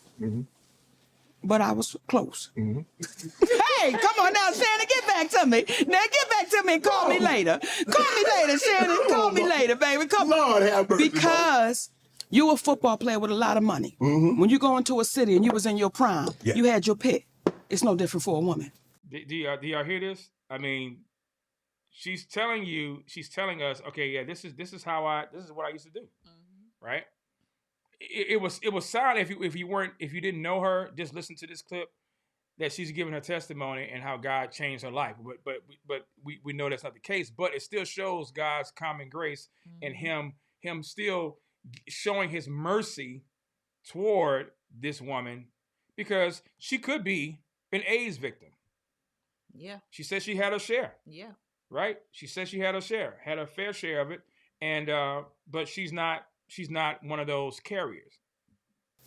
When I went to a city, everybody wanted to be Professor Ogilvy. Hey, and I would pick him. And this is why I feel the way I feel about my husband. Okay. I remember him saying to me one night, because when we first got together, I was a handful, Shannon. And that's when I was really sick in the way that I thought. Right. And he said, check this out. You've used your brother molesting you as a crutch for your bad behavior. He said, and I won't allow that. He said, when you was a little girl, there was... I won't allow that. I won't allow that. How many women would allow their husbands to say such a thing to them? I won't allow that. That he won't allow you now, what to you do gonna something. do? What you gonna do? Okay, I'll find out. I ain't gonna fight you, but trust me, this relationship won't be as long, have longevity as you think it will if you continue. Nothing you can do about it. But now as a grown woman, every choice and decision you make, it is yours. And I will not allow you to keep on saying, because of my brother, because at what point do you take accountability for you? Man, look, again, I told you all, this is indicting. These are charges against the church, and the church stands guilty. I'm talking about the visible. I'm talking about the visible church. Sad state of affairs for our church. Yep.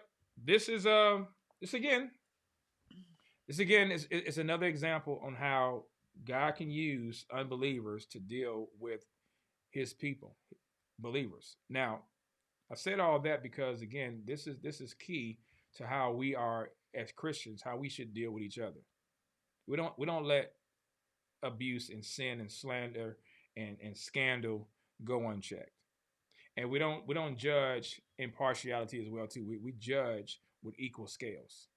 No one gets a pass because you're John MacArthur. You're almost on your way out the door. Therefore, we're gonna let you. No, that's not how that goes. If anything, you're on your way out the door. You need to be doing more right than what you're doing now, because you're only a few breaths away from eternity. But no one gets a pass. No one has the right to say, I can treat you like crap and still be called a Christian. Then you're not a Christian, sir. You're not a Christian. You're deluded. You're confused. You're deceived. But you can't be a Christian if that's your pattern of life. So, that's all we wanted to share with you tonight.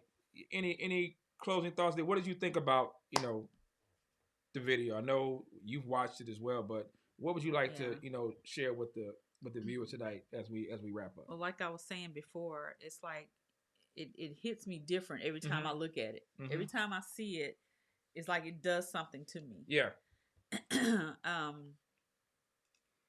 And I believe I said this to you before we even started, when we were talking about doing this, that this is a huge indictment against the church. Yep, that's all I thought about. That's all. I mean, that's all I thought about. I was like, man, this is because we are so concerned about somebody's delivery. We are so concerned about somebody's tone. We are so concerned about not having someone follow somebody else. Right. because you don't like that person. Right. Not because they're telling the truth. Right. Not because they're speaking the truth. Let's give them something that's kind of funny. Y'all know I'm not who I say I am. Did y'all know that? Were y'all hip and put on game about that? Did y'all know that I'm not who I Well, who are you? Listen. Maybe I need to ask testaments and testimonials. Maybe I need to ask Xerix and because that's what's out there now, that I'm a fraud, that my social security number is not my social security number, that I've been living a life of crime for over 30 years. Listen, I can't make this up, y'all. I'm bringing it out because, hey, I mean, y'all need to know. These people, their depth of hatred is mind blowing to me. And I've already seen that there was 4 idiots or 4 people who have disliked this video. 4 idiots. No, they're idiots. You can call them that. They're idiots. A fool don't delight in understanding, but only within his own mind. You clearly don't have comprehension skills. Nope. Because even an unbeliever understands what the word says. We just finished watching 2 unbelievers have a conversation. 2 unbelievers and a transgender. Yeah, but she wasn't in the I'm thing. just saying, but she got mentioned. Yeah, you got to put her in there. Got to give her honorable mention. She did what was required. Yeah. To resolve a conflict. Oh yeah. But these 4 idiots. Cuatro idiotes. So who said this? Who's making this up? His name is Tim Jones. He doesn't have a lot of subscribers, but nonetheless, these people are part of the mob. Okay, so he's putting out information, false information, that my name is not who I am. My social security number is not what it is, and for 30 years, you've had that social security number longer than he's been on this earth. That boy wasn't even a spot in his daddy drawers. So exactly, wasn't even a wet dream. And these people have made videos. You got the Christian Road Runner. I call him the Christian Road Runner because he won't cam up. But Christian Road Warrior. How you a warrior, but you don't want to cam up and face me like a man? So he makes videos, falsely accusing, and all this kind of stuff, right? I've been accused of causing Brenda Lindman's daughter to want to delete herself. That's a lie. No, your daughter was a thought. That was a fact. But and the receipts were the receipts because we had the receipts showing so. Once again, the receipts. And all we're gonna do is drop receipts. We'll never stop dropping receipts. Never. So I'm saying all of that because I'm trying to show you all how wicked some people can be who profess to be Christians. And none of these cowards, none of these clowns will cam up and face me. I know they won't come over here. That's fine. I've even gone over to Brother JP's channel. They won't come over there. They'll watch the videos when I pull up, but they won't cam up. Again, the wicked flee when no one pursues, but the righteous are bold as a lion. The righteous stand on business. The righteous stand 10 toes down, but not the wicked. So again, the reason why the mob befriends them, because listen, like attracts like. That's why. These people are not saved. I mean, it's no different than what they've done to Monique. Right. That's because exactly. You got a whole mob right. of comedians who have spoken against her now, who have come out now since she made her video with Shannon Sharp. Right. And they're all in cahoots. Right. Of saying that she's crazy, she's bitter, she's angry. Right. She need help. All that kind of nonsense. Yep. But they can't say she's lying. Can't say she's lying at all. Can't produce not one receipt. They can't produce not one fact that she's lying. Not one. But they'll call her everything else than Monique. Right. And notice Testament said, he was telling Shonda, he said, that's why This is why Seiko and I did what we did. As long as you say you hate Seiko, they will flock. Mm-hmm. And let me say this as well. Let me show you, because I'm not a draw, in my opinion. But if you pull up my name on YouTube, see how many videos are made about me and the number of views that are made by the content creator that makes them. Case in point, Christian Road Warrior, Arthur Daniels is his name, the one that wears these spiked shoulder pads, and he's an AARP card member like I am. He did a video. I didn't even watch it, but I saw the video because somebody showed it to me as far as the analytics. He did a video, and he had no live viewers that totaled the number of views he had. Right now, I believe it's, somebody can check it, 6,000 views. Anytime my name is mentioned with these fools, these clowns, their numbers go up. But none of them want to cam up. You would think if they really want their numbers to go up, they'll pull up and cam up with me in a live debate. If I don't know hermeneutics like Arthur Daniels, aka the Christian Road Warrior, claims that I don't know, and he has a Talbot Seminary degree, knows Greek and Hebrew as he claims to do, then I should be easy pickings, right? Mm-hmm. I should be easy pickings for him to sun me. Why these people won't take me up on my offer? Because they know baloney always run from meat grinders, and poodles never fight with pit bulls. That's why. They're dumb, but they're not stupid. And it'll be social media deletion if they were ever to challenge me in a public debate, ever, on anything that I've said, because they're not dumb. They're not dumb. Now, again, it's up to them, but I'm just showing you all the stuff that you see with Monique is the same thing you see with me and other people who take a stand for righteousness. Anytime you have a person like T-God, who we believe is a colonizer, Donnie, I think maybe his name based on the information, not really sure, but I believe that's what's being deduced. This dude talks about, why aren't there any black theologians, but you up here attacking the black man? But because he's a white dude married to a black African wife that he just colonized. Yeah, I said that. Yeah, I'm saying it. Challenge me on it, if that's him. Because according to the content, according to what people are saying, his content and him mocking people is the same as T-God's. So, but nonetheless, these clowns won't cam up. And all I'm saying is, how can you be friends and associate with anyone who does and conducts himself in that type of godless behavior and claims to be a Christian? I challenge anybody to refute that.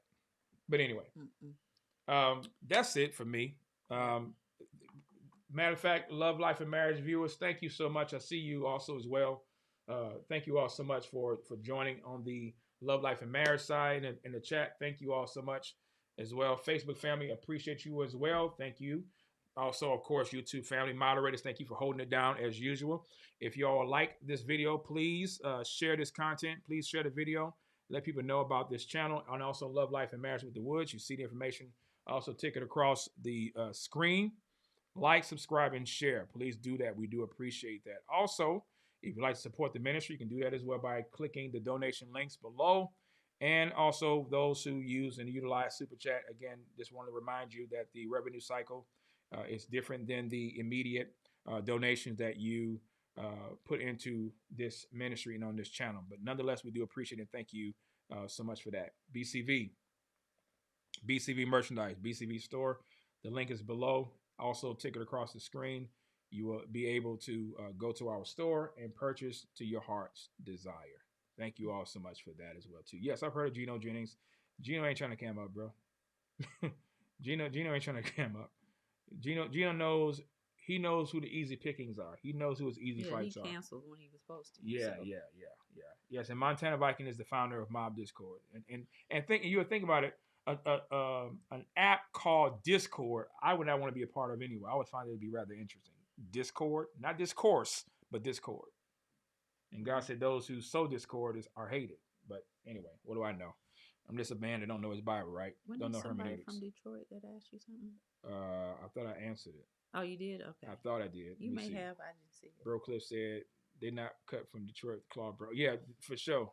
Matter of fact, they're not cut from a lot of people's cloth, man. That know that game recognizes game. These people clowns, dog. Straight up clowns. Montana Viking is another. Nobody watches this stuff, but he drops Seiko's name and he gets 1,000. Yeah, exactly. And I ain't getting a dime from these clowns. They ought to pay me. I'm feeding them. I'm feeding these suckers. But anyway, I know, but I'll take it anyway. But anyway, so that's our time, ladies and gentlemen. Again, we do thank you all and appreciate you all's support. And again, we will keep you posted on future videos as we develop them.